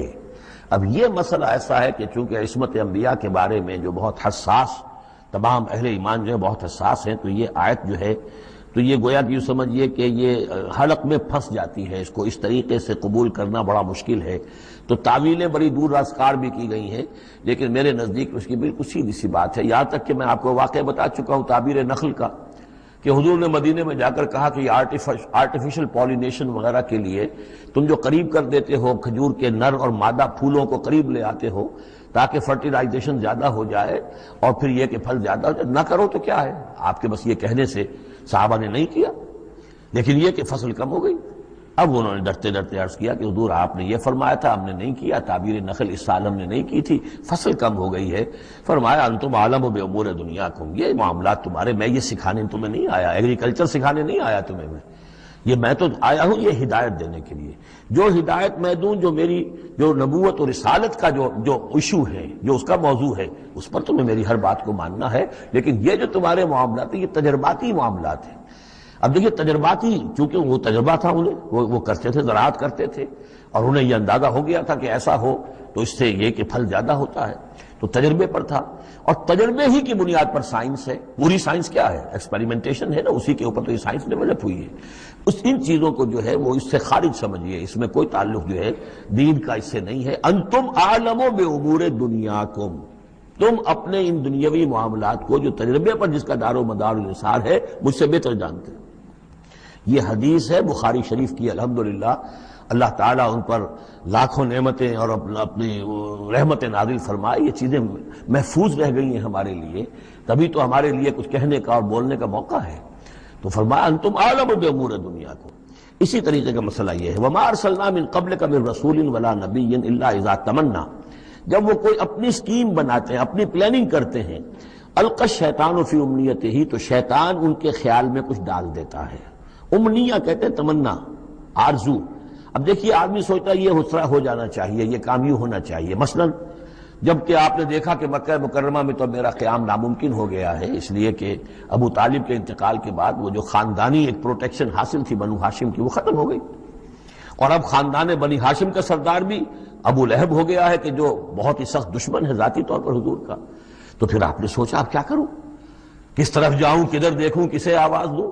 تو آپ نے طائف کا سفر کیا، لیکن یہ کہ وہاں پہ آپ جو ہے ناکام وہاں سے آنا پڑا، وہاں کوئی آپ کو ریسپانس نہیں ملی، بلکہ زندگی کا سخت ترین دن جو ہے حضرت عائشہ صدیقہ رضی اللہ تعالیٰ عنہ کی روایت موجود ہے، ان کے ہوش کے دوران تو سمجھیے کہ غزوہ احد کا دن سخت ترین تھا، تو انہوں نے کبھی پوچھ لیا کہ حضور آپ پر احد کے دن سے بھی سخت دن کوئی گزرا ہے؟ آپ نے فرمایا ہاں، طائف کا دن مجھ پر اس سے کہیں زیادہ سخت تھا، وہ سختی ہوئی حضور پر۔ لیکن اللہ تعالیٰ کی مشیت میں کیا تھا کہ یہ سعادت جو ہے یہ طائف کے لیے نہیں لکھی تھی، یہ سعادت یثرب کے لیے لکھی تھی، جو مدینہ منورہ بننے کی سعادت جو ہے، مدینۃ النبی بننے کی سعادت اللہ کی حکمت میں مدینہ کے لیے تھی۔ وہاں حضور گئے بھی نہیں اور وہاں کے 6 آدمی ایمان لے آئے اور کھڑکی کھل گئی۔ وما ارسلنا من قبلک من رسول ولا نبی الا اذا تمنى القى الشیطان فی امنیته فینسخ اللہ ما یلقی الشیطان، پھر اللہ منسوخ کر دیتا ہے، ختم کر دیتا ہے اس چیز کو کہ جو شیطان نے ڈالا ہوتا ہے۔ ثم یحکم اللہ آیاتہ، پھر اللہ تعالیٰ اپنے فیصلوں کو پختہ کر دیتا ہے۔ یہاں آیت جو ہے آیات ہی فیصلوں کے معنی میں ہے۔ واللہ علیم الحکیم، اور اللہ سب کو جاننے والا کمال حکمت والا ہے۔ یہ توجیہ ہے میرے نزدیک، اور یہ قریب ترین ہے اس توجیہ سے کہ جو موضح القرآن میں شاہ عبد القادر رحمۃ اللہ علیہ ان کی طرف سے ہے، تو اس حوالے سے واقعہ یہ ہے کہ مجھے اس پر کافی اطمینان ہے۔ لِيَجْعَلَ مَا يُلْقِي الشَّيْطَانُ فِتْنَةً فِي قُلُوبِهِمْ مَرَضٌ لِلَّذِينَ فِي قُلُوبِهِمْ مَرَضٌ، اور اس میں بھی اللہ کی ایک حکمت ہے کہ شیطان کی طرف سے جو کوئی آمیزش ہو جاتی ہے کسی وقت اس قسم کے معاملات میں، تو اس کو اللہ تعالیٰ فتنہ بنا دیتا ہے ان لوگوں کے لیے جن کے دلوں میں مرض ہوتا ہے، روگ ہوتا ہے، وَالْقَاسِيَةِ قُلُوبُهُمْ، اور جن کے دل سخت ہو چکے ہوتے ہیں۔ وَإِنَّ الظَّالِمِينَ لَفِي شِقَاقٍ بَعِيدٍ، اور یقیناً ظالم جو ہیں وہ تو یقیناً مخالفت میں اور دشمنی میں بہت دور جا چکے ہیں۔ وَلِيَعْلَمَ الَّذِينَ أُوتُوا الْعِلْمَ، اور یہ تاکہ جان لے وہ لوگ کہ جنہیں علم دیا گیا تھا، أَنَّهُ الْحَقُّ مِن رَبِّكَ، کہ یہ سب حق ہے آپ کے رب کی طرف سے۔ پھر جو بھی آخری فیصلہ اللہ کا آتا ہے اس پر پورا انشراح ہو جاتا ہے۔ فَيُؤْمِنُوا بِهِ، تو وہ اس پر ایمان رکھتے ہیں، فَتُخْبِتُ لَهُ قُلُوبُهُمْ، اور اس پر ان کے دل جو ہے وہ اللہ کے سامنے جھک جاتے ہیں۔ وَإِنَّ اللَّهَ لَهَادِ الَّذِينَ آمَنُوا إِلَىٰ صِرَاطٍ مُسْتَقِيمٍ، اور یقیناً اللہ تعالیٰ ہدایت دینے والا ہے ان کو جو ایمان لائیں سیدھے راستے کی طرف۔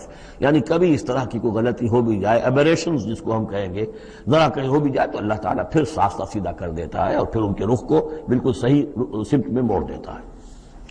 وَلَا يَزَالُ الَّذِينَ كَفَرُوا فِي مِرْيَةٍ مِّنْهُ، اور یہ لوگ جو کفر کر رہے ہیں ان کو تو یہ تو شک و شبہ ہی میں رہیں گے، ان کے شکوک و شبہات کبھی ختم ہونے والے نہیں ہیں۔ حَتَّىٰ تَأْتِيَهُمُ السَّاعَةُ بَغْتَةً، یہاں تک کہ یا تو قیامت آ دھمکے ان پر اچانک، اور یاتیہم عذاب یوم عقیم، یا پھر وہ عذاب جو ہے بانج دن کا، یعنی ایسا دن کہ جو خیر سے خالی ہوگا، بانج ہوگا، بانج دن یوم عقیم کا جو عذاب ہے وہ ان پر مسلط ہو جائے۔ الملک یومئذ للہ، اس دن راج ہوگا پھر صرف اللہ کا، کسی کے پاس کوئی اختیار نہیں ہوگا۔ یحکم بینہم، یعنی یہ کہ آج بھی راج تو اللہ ہی کا ہے، حکم اسی کا چل رہا ہے، لیکن یہ کہ پھر بھی کچھ نہ کچھ پردے پڑے ہوئے ہیں، کچھ نہ کچھ ڈرامے سے ہو رہے ہیں کہ یہاں یہ بادشاہ صاحب ہیں اور یہاں یہ سردار ہے قبیلے کا، کچھ نہ کچھ لوگوں کے نگاہوں کے اوپر پردے پڑے ہوئے، لیکن ایک دن آئے گا کہ وہ سب پردے اٹھ جائیں گے۔ لمن الملک اليوم للہ الواحد القہار، پکارا جائے گا آج کے دن کس کی بادشاہی ہے؟ اللہ کی جو واحد ہے، قہار۔ یحکم بینہم، وہ ان کے مابین فیصلہ کرے گا۔ فالذین آمنوا وعملوا الصالحات فی جنات النعیم، تو جو لوگ ایمان لائے اور انہوں نے نیک عمل کیے ہوں گے وہ ہوں گے جنتوں میں، نعمتوں والے باغات میں۔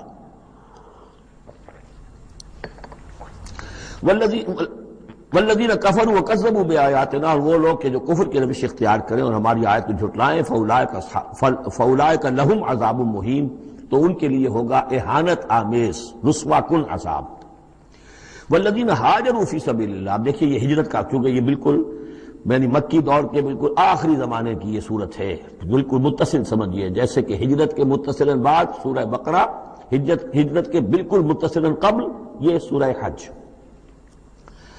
والذین ہاجروا فی سبیل اللہ ثم قتلوا، اور وہ لوگ جنہوں نے ہجرت کی اللہ کی راہ میں، پھر خواہ وہ قتل ہو گئے اور ماتو، یا یہ کہ اپنی طبعی موت مر گئے، لَيَرْزُقَنَّهُمُ اللَّهُ رِزْقًا حَسَنًا، دونوں صورتوں میں اللہ تعالیٰ ان کو لازماً بہت رزق حسن عطا فرمائے گا۔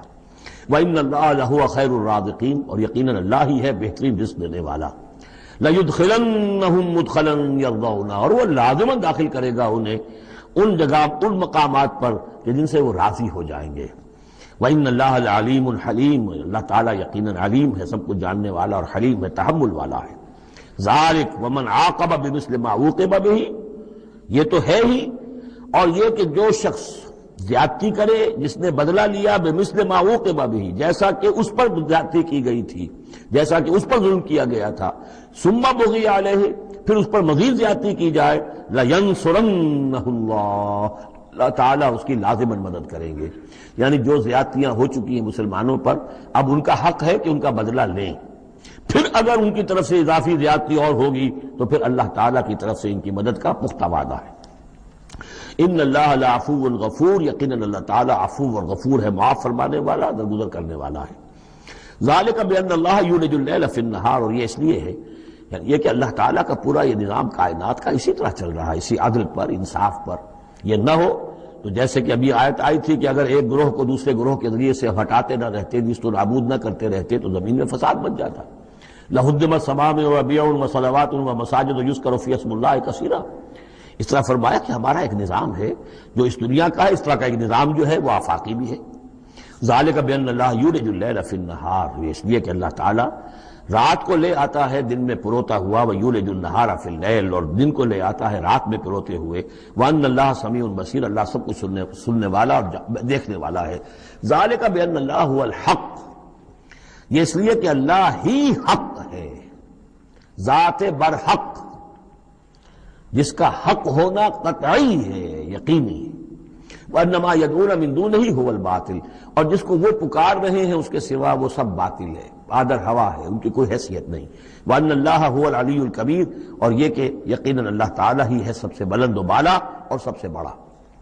الم تر ان اللہ انزل من السماء ماء، کیا تم نے دیکھا نہیں کہ اللہ نے اتارا آسمان سے پانی، فتصبح الارض مخضرا، تو زمین سبز ہو جاتی ہے، سرسبزی شادابی نظر آتی ہے۔ ان اللہ لطیف خبیر، یقیناً اللہ تعالیٰ بڑی ہی خفیہ تدبیریں کرنے والا اور ہر شے سے باخبر ہے۔ باریک بین بھی اس کے معنی ہے لطیف کے، اور خفیہ تدبیر کرنے والا۔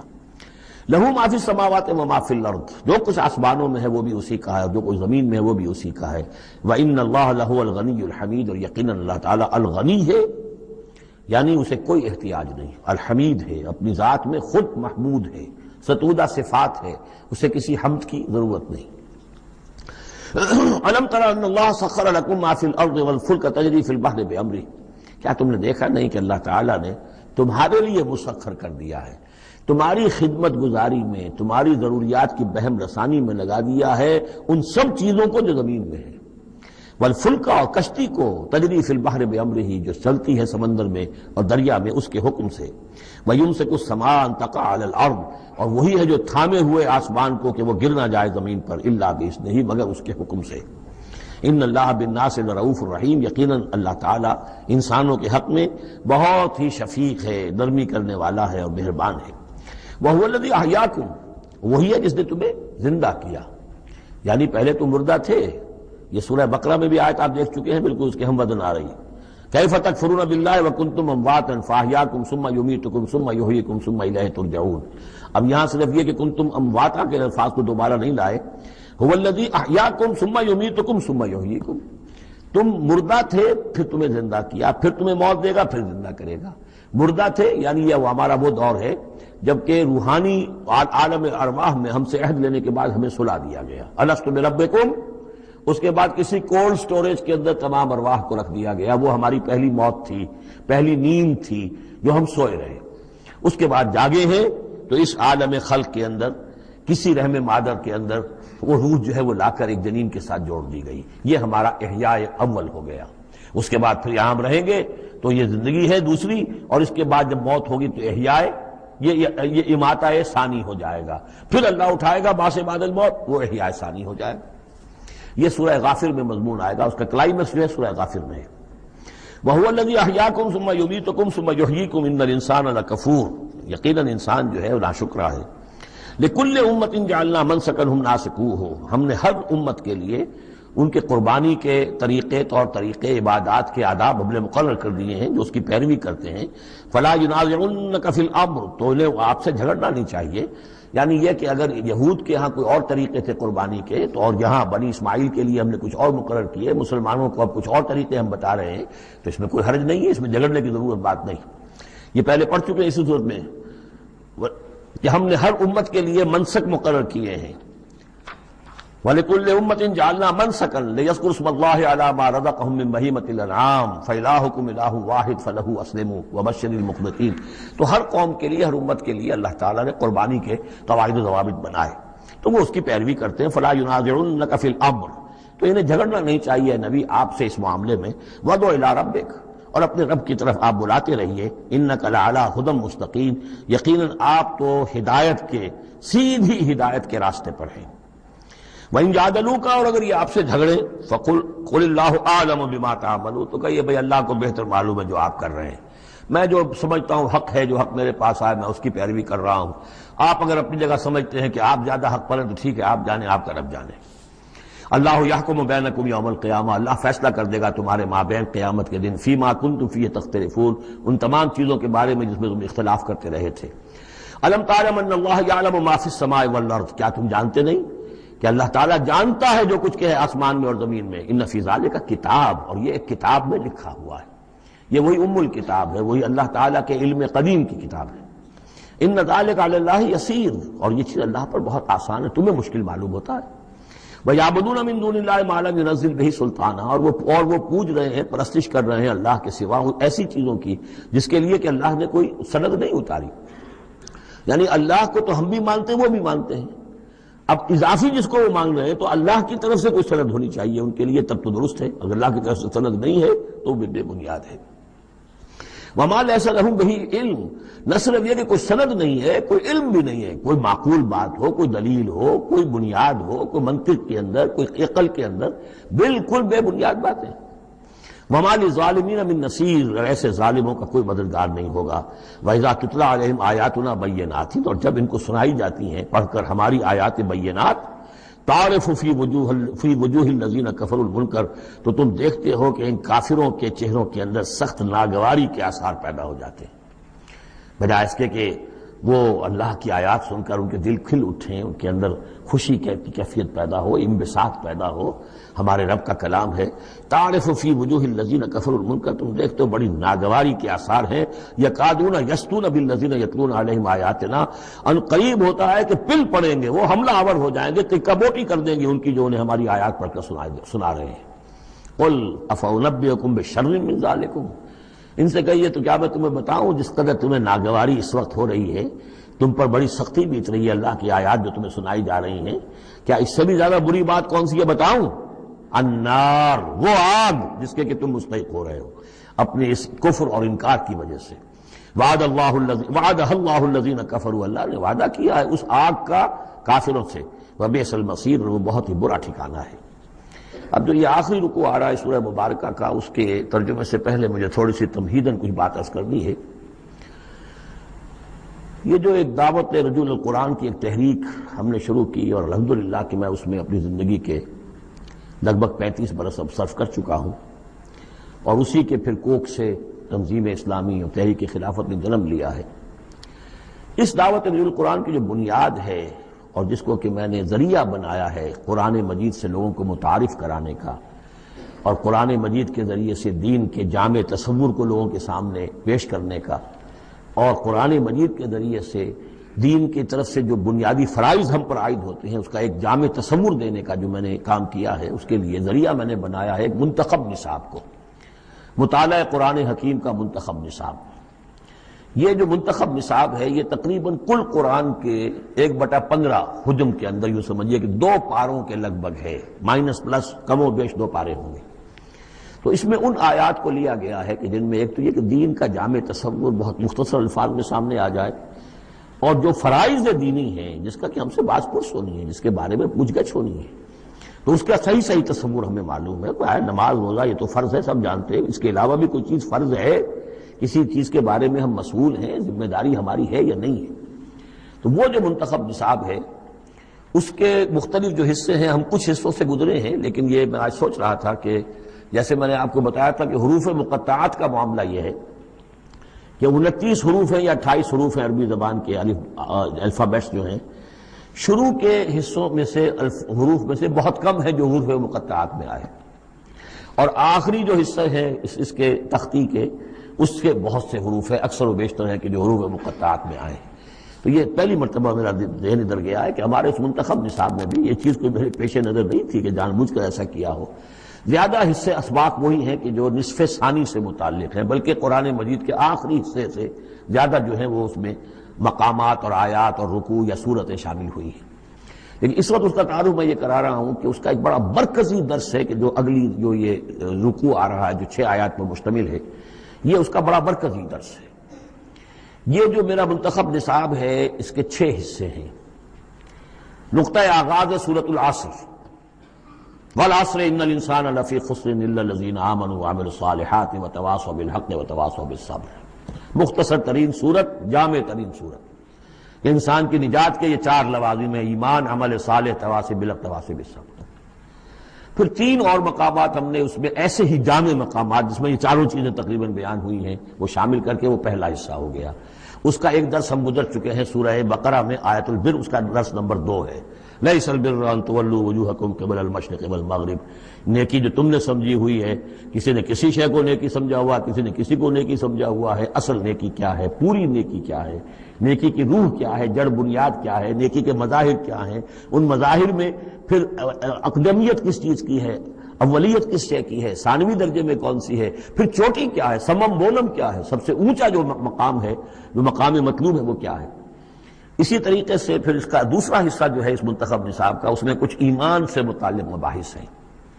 ایمان کن چیزوں کا نام ہے، کیسے ایمان وجود میں آتا ہے، تو اس میں سورہ فاتحہ بھی ہے، وہ بھی ہم پڑھ چکے ہیں۔ اور پھر سورہ آل عمران کا جو آخری رکوع کی آیات تھی، ان فی خلق السماوات والارض واختلاف اللیل والنہار یہ بھی جو ہے لآیات لأولی الالباب۔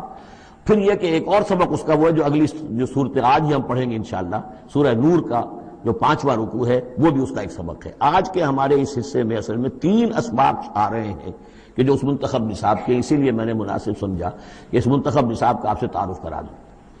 پھر یہ تیسرا حصہ اس کا جو ہے وہ اعمال صالحہ، عمل صالح کی تفصیل کیا ہے، انفرادی سطح پر کیا عمل ہونا چاہیے، اجتماعی سطح پر کیا ہونا چاہیے، معاشرتی سطح پہ کیسے ہونا چاہیے، ریاستی سطح پر کیا ہونا چاہیے۔ تو اس میں خاص طور پہ معاشرتی سطح سے متعلق وہ سورہ بنی اسرائیل کے 2 رکوع ہم پڑھ چکے ہیں جو 15ویں پارے میں آئے، سورہ بنی اسرائیل میں 3 اور 4 رکوع، جو میں نے عرض کیا تھا کہ یہ 10 کمانڈمنٹس جو ہیں تورات کے، ان کی یہ تعبیر ہے، قرآن مجید کی تشریح یہ ہے ان کی۔ تو اس طریقے سے یہ درس جو ہمارا وہ چلتا ہوا، پھر آخر تک اب جو حصے آئیں گے میں بر وقت آپ کو بتاتا جاؤں گا، لیکن یہ درس جو ہے یہ بھی در حقیقت اس کے تیسرے حصے کا آخری یا چوتھے حصے کا پہلا درس ہے، بالکل مرکزی جگہ، 3 حصے ادھر 3 حصے ادھر۔ یہ اس اعتبار سے جامع ترین مقام ہے قرآن کا کہ قرآن کی دعوت کو 2 حصوں میں تقسیم کر کے بیان کیا گیا۔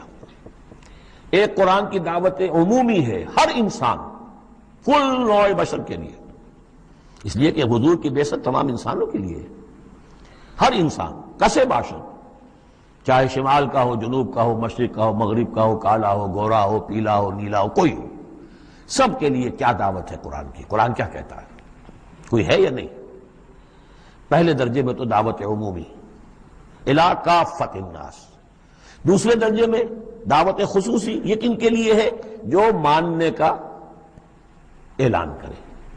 پہلی دعوت دعوت ایمان ہے، مانو اللہ کو، مانو رسول کو، مانو آخرت کو، مانو بعث بعد الموت کو، مانو جنت کو، مانو دوزخ کو، یہ ہے عام۔ جو یہ مانتے ہی نہیں، اب ان سے کوئی اور کلام نہیں، ان سے ہم کیسے کہیں گے نماز پڑھو اور روزہ رکھو؟ وہ اللہ کو نہیں مانتے، قرآن کو نہیں مانتے، نبی کو نہیں مانتے۔ تو دعوت ایمان ہے دعوت عام قرآن مجید کی۔ اور پھر جو ایمان کا دعویٰ کریں، اب ان سے خطاب ہے کہ اب جگر تھام کے بیٹھو، میری باری آئی، جب تم نے مان لیا تو ماننے کا یہ تقاضا پورا کرنا پڑے گا۔ اب وہ دعوت عمل ہوگی، یہ کرو اور یہ کرو اور یہ کرو اور یہ کرو۔ تو دعوت ایمان یہاں پر اور پھر دعوت عمل، ان کو علیحدہ علیحدہ سے جو ہے اللہ تعالیٰ نے ان 6 آیات کے اندر بیان کر دیا۔ یا ایھا الناس، اب دیکھیے دعوت عمومی کا خطاب ہے، یا ایھا الناس، 4 آیتوں اس کے تابع ہیں، اور آخری 2 آیتوں میں پھر آئے گا یا ایھا الذین آمنوا، پھر وہ اہل ایمان سے جو ایمان کا دعویٰ کریں مان لیں کہ ہاں ہم نے مانا۔ یا ایھا الناس ضرب مثل فاستمعوا لہ، ایک مثال بیان کی جاتی ہے، ذرا توجہ سے سنو۔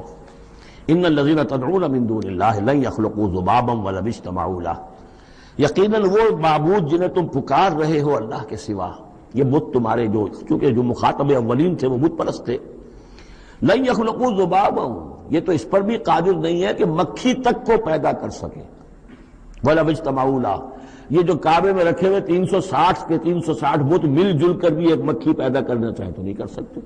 سامنے کی بات تھی، تو صرف شعور دلانا تھا، جیسے حضرت ابراہیم نے بھی ان بتوں کو توڑ کے ذرا انہیں آمادہ کر دیا ایک دفعہ کہ وہ اپنے گریبانوں میں جھانکیں ضرور، ایک دفعہ حقیقت ان پر منکشف ہو گئی۔ اسی طرح یہ مثال دی جا رہی ہے، وَإِن يَسْلُبْهُمُ الذُّبَابُ شَيْئًا، اور یہ تو بات بہت دور کی ہے کہ وہ مکھی کو پیدا کرے، مکھی ان سے کوئی چیز چھین کر لے جائے، ان کے سامنے حلوے مانڈے رکھتے ہو، مکھیاں بھنبھناتی ہیں، وہ تو مکھیاں بھی اڑا نہیں سکتے. یسلبهم الذباب شیئا لا یستنقذوه منه، تو اسے واپس چھین نہیں سکتے، حاصل نہیں کر سکتے. ضعف الطالب والمطلوب، بہت کمزور ہے طالب بھی اور مطلوب بھی. یہ ان تین الفاظ میں قرآن مجید کا توحید کا جو عملی لب لباب ہے وہ آ گیا ہے. انسان جو ہے، جو بھی کسی بھی درجے میں باشعور انسان ہے، اس کا کوئی نہ کوئی آئیڈیل ہے، آدرش ہے، کوئی نصب العین ہے جس کے لیے وہ بھاگ دوڑ کرتا ہے، محنت کرتا ہے دن رات. تو ظاہر بات ہے کہ وہ آئیڈیل گھٹیا ہوگا تو انسان بھی گھٹیا ہوگا، آئیڈیل اونچا ہوگا تو انسان بھی اونچا ہوگا. یہ دونوں چیزیں جو ہے کورسپونڈنگ جائیں گی. اگر آپ کا مقصود ہی پست ہے تو ظاہر بات ہے آپ کی اپنی شخصیت بھی بڑی پست ڈیولپ ہوگی. مقصود اونچا ہو، بلند. لیکن فرمایا ان کا تو جو مطلوب ہے وہ بھی ضعیف، تو طالب تو اور بھی ضعیف ہوئے. جن کا مطلوب وہ بنے ہوئے ہیں کہ جو مکھی تک نہیں اڑا سکتے، تو طالبوں کا کیا حل ہوگا؟ قیاس کن سے گلستان من بہار مرا. لیکن یہ وہی مضمون ہے جو سورہ بقرہ میں آ چکا ہے. وَمِنَ النَّاسِ مَن يَتَّخِذُ مِن دُونِ اللَّهِ أَندَادًا يُحِبُّونَهُمْ كَحُبِّ اللَّهِ. لوگوں میں سے کچھ ایسے ہیں جو اللہ کے مد مقابل بنا کر کچھ اور چیزوں سے محبت شروع کر دیتے جیسے کہ اللہ سے محبت کرنی چاہیے تھی. اصل میں تو انسان کو بنایا گیا کہ لا محبوب الا اللہ، لا مقصود الا اللہ، لا مطلوب الا اللہ. مطلوب اللہ کے سوا کوئی نہ رہے، باقی ذرائع ہیں. زندہ رہنے کے لیے روٹی کھانی ہے، محنت کرنی ہے، ہل چلانا ہے، ذرائع ہے، مطلوب نہیں ہے. نہ کھیتی مطلوب ہے، نہ دکان مطلوب ہے، نہ پروفیشن مطلوب ہے، نہ ڈاکٹری، نہ انجینئرنگ، کوئی شے مطلوب نہیں. نہ دنیا مطلوب ہے، نہ اولاد مطلوب ہے. مطلوب صرف اللہ. یہ ہے توحید کا لب لباب. لا مطلوب الا اللہ، لا مقصود الا اللہ، لا محبوب الا اللہ. لیکن جو لوگ یہاں تک نہیں پہنچ سکتے، جیسے جس شخص کو بہت سخت بھوک لگی ہو، اگر اچھی چیز کھانے کو نہیں ملے گی تو برے میں بھی منہ مارے گا. اگر ان کا ذہن وہاں تک نہیں پہنچا، اگر ان کے ذہن کی پستی کا یہ عالم ہے کہ اللہ کی معرفت حاصل نہیں کر سکے، اللہ ان کا محبوب اور مطلوب و مقصود اصلی نہ بن سکا، تو کسی اور کو اللہ کی جگہ رکھ کر اور وہ پوجنا شروع کر دیتے ہیں. کوئی آئیڈیلی ہے، کوئی وطن ہے، کوئی قوم ہے، اور کچھ نہیں تو میرا اپنا نفس ہے، اپنے ہی حسن کا دیوانہ بنا پھرتا ہوں، اپنی ہی حریم ذات کے گرد طواف ہو رہا ہے. تو ضعف الطالب والمطلوب ما قدر اللہ حق قدرہ. یہ اللہ کی قدر نہ کر سکے، اللہ کا اندازہ نہ کر سکے، معرفت حاصل نہ کر سکے اللہ کی جیسے کہ اس کے معرفت کا حق تھا. اللہ کو پہچان لیتے تو کسی اور سے کاہے کو لو لگاتے. حسین ترین کو اگر دیکھ لیں گے تو کمتر کو کون پھر پوچھے گا؟ تو دیکھ نہیں پائے ہیں. جلال خداوندی کا کوئی نقشہ ان کے سامنے، جلال و جمال و کمال خداوندی کی کوئی جھلک نہیں دیکھ پائے، لہذا وہ عاشق بنے پھر رہے دنیا کے عروس ہزار داماد کے. ما قدر اللہ کا قدرہ ان اللہ لقوی عزیز. یقینا اللہ تعالیٰ قوی ہے، توانا ہے، طاقت والا ہے اور زبردست ہے. اللہ یصطفی من الملائکۃ رسلا ومن الناس. دو آیتوں میں تو بات آ گئی توحید اور شرک کی، اب ایک آیت میں رسالت. اللہ چن لیتا ہے فرشتوں میں سے بھی اپنے پیغامبر اور انسانوں میں سے بھی.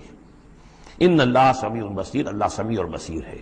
ادھر سے چن لیا جبرائیل کو اور اپنی وحی دے دی، ادھر سے چن لیا محمد کو صلی اللہ علیہ وسلم اور جبریل سے کہا کہ محمد کو پہنچا دو تاکہ محمد اپنے ابنائے نو کو، انسانوں کو لوگ پہنچا دیں. تو یہ گویا کہ دو لنکس ہیں، ایک فرشتہ رسول ملک، ایک رسول بشر جبرائیل اور محمد صلی اللہ علیہ وسلم. ان اللہ سمیع بصیر، اللہ تعالیٰ سب کچھ سننے والا اور دیکھنے والا ہے. یعلم ما بین ایدیہم وما خلفہم، وہ جانتا ہے جو کچھ کہ ان کے سامنے ہے، جو کچھ ان کے پیچھے ہے. وإلی اللہ ترجع الامور، اور پھر تمام معاملات اللہ ہی کی طرف لوٹا دیے جائیں گے. یہ آخرت آ گئی. توحید، رسالت، آخرت، یہ ہے ثلاثی، یہ امور ثلاثہ ہیں جن پر ایمان کی دعوت. اور یہ دعوت ہے یا ایھا الناس، اے بنی نوع آدم، اے انسانوں. اب بات ہے دوسرے مرحلے پر، جنہوں نے کہا اچھا جی ہم نے مانا اللہ کو، مانا رسول کو، مانا ہم نے آخرت کو، بعث بعد الموت کو، ہم تسلیم کرتے ہیں انا للہ و انا الیہ راجعون. تو اب ہے عمل کا مرحلہ.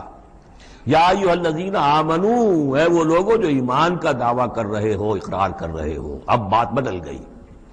اب دیکھیے فعل امر آ رہے ہیں. پہلے میں فعل امر کوئی تھا ہی نہیں، سوائے اس کے کہ ضرب مثلا فاستمعوا لہ، بس وہ ایک فعل امر آیا تھا، ذرا توجہ سے سنو، باقی کچھ نہیں. حقائق بیان کر دیے، توحید، رسالت، معاد. اب جو لوگ ان کو مانتے ہیں، یا ایھا الذین آمنوا ارکعوا واسجدوا واعبدوا ربکم وافعلوا الخیر لعلکم تفلحون۔ اے ایمان کے دعوے دارو، رکوع کرو، جھکو اللہ کے سامنے، واسجدوا اور جھکو، prostrate before him، اس کے سامنے سر بسجود ہو جاؤ، واعبدوا ربکم، اور اپنے رب کی بندگی، مکمل بندگی، ٹوٹل بندگی، اس کی پرستش نہیں، بندگی بھی، زندگی آمد برائے بندگی، زندگی بے بندگی شرمندگی، وفعلوا الخیر، اور نیک کام کرو، بھلے کام کرو۔ اب بھلا کام کون سا رہ گیا؟ وعبدو میں تو سب کچھ آ گیا، بھلا کام کیا ہے؟ عبادت میں تو جو اللہ نے حکم دیا وہ ہم نے کر دیا، ہم نے بندگی کا حق ادا کر دیا۔ اب فعل خیر کیا ہے؟ وہ یہ ہے کہ خدمت خلق میں اپنے آپ کو لگا دو، اور خدمت خلق صرف یہ نہیں ہے کہ بھوکے کو کھانا کھلا دیا جائے، یہ بھی خدمت خلق ہے۔ سب سے بڑی خدمت خلق کیا ہے؟ ان کی عاقبت سنوارنے کی کوشش کرو، یہ سموچے جہنم کے اندر جا رہے ہیں، گویا کہ دعوت، ان کو بچاؤ، ان لوگوں کو اس حقائق سے خود بھی جن سے کہ تم آشنا ہو گئے ہو، جو حقائق تم پر منکشف ہو گئے ہیں، ان سے انہیں بھی روشناس کرو تاکہ ان کی عاقبت سنور جائے، ان کی بھی زندگی درست ہو جائے۔ لعلکم تفلحون، یہ کرو گے تو فلاح پاؤ گے۔ بہت اہم نکتہ ہے یہ۔ ایمان کے دعوے دارو، یہ نہ سمجھ بیٹھو بس ایمان لے آئے تو بس فلاح ہی فلاح ہے، اب کامیابی ہو گئی بس، نہیں، یہ شہادت گاہ الفت میں قدم رکھنا ہے، یہ تو ابھی قدم رکھا ہے آپ نے، اب یہ کرو اور یہ کرو اور یہ کرو اور یہ کرو تاکہ فلاح پاؤ۔ اگر اس کے بغیر اللہ کی توقع کیے بیٹھے ہو تو یہ تمہارا اپنا خیال ہے، وشفل تھنکنگ ہے۔ تلک امانیکم قل ہاتوا برہانکم ان کنتم صادقین، یہ تو پھر تمہاری اپنے من گھڑت خیالات ہیں۔ اور اس سے بھی اگلا حکم ہے وجاہدوا فی اللہ حق جہادہ، جہاد کرو پھر اللہ کے لیے جیسا کہ اس کے لیے جہاد کا حق ہے۔ جی نہیں، یہ سجدہ جو ہے صرف حضرت شافعی کے نزدیک ہے، امام شافعی کے۔ وجاہدوا فی اللہ حق جہادہ، اور جہاد کرو اللہ کے لیے جیسا کہ اس کے لیے جہاد کا حق ہے۔ هو اجتباکم، اس نے تمہیں چن لیا ہے۔ کیا مانی؟ اب نبوت محمد پر ختم ہو رہی ہے صلی اللہ علیہ وسلم، اب آئندہ جبریل کسی کے پاس وحی نہیں لائیں گے کہ پھر وہ وحی پہنچائے لوگوں کو، اب یہ کام یہ کہ وہی جو جبریل وحی لائے اور جو محمد نے تمہیں پہنچا دی، اب تمہیں پہنچا دی ہے پوری نوع انسانی کی طرف۔ یہ ہے تیسری لنک، هو اجتباکم، اپنے نصیب پر فخر کرو، اللہ نے تمہیں چن لیا ہے، سلیکٹ کر لیا ہے۔ یہ بالکل وہی مضمون اب آ گیا جو سورہ بقرہ میں آیا تھا، وَكَذَلِكَ جَعَلْنَاكُمْ أُمَّةً وَسَطًا لِتَكُونُوا شُهَدَاءَ عَلَى النَّاسِ وَيَكُونَ الرَّسُولُ عَلَيْكُمْ شَهِيدًا، وہی مضمون آ رہا ہے، هُوَ اجْتَبَاكُمْ وَمَا جَعَلَ عَلَيْكُمْ فِي الدِّينِ مِنْ حَرَجٍ، اور تمہارے لیے تو ہم نے دین کے اندر کوئی تنگی رکھی ہی نہیں، ملت ابیکم ابراہیم، یہ تمہارے جد ابراہیم ہی کی ملت ہے۔ هُوَ سَمَّاكُمُ الْمُسْلِمِينَ، اسی نے تمہارا نام مسلم رکھا ہے، اللہ نے تمہیں اس مسلم کا خطاب دیا ہے۔ حضرت ابراہیم نے بھی یہی کہا تھا، ربنا وجعلنا مسلمین لک ومن ذریتنا امۃ مسلمۃ لک، ہماری امت میں سے بھی ایک امت مسلمہ اٹھائی ہو، من قبل وفی ھذا، اس سے پہلے بھی اور اس میں بھی، لیکون الرسول شہیدا علیکم وتکونوا شہداء علی الناس، وہی مضمون جو سورہ بقرہ میں تھا، وکذالک جعلناکم امۃ وسطا لتکونوا شہداء علی الناس ویکون الرسول علیکم شہیدا۔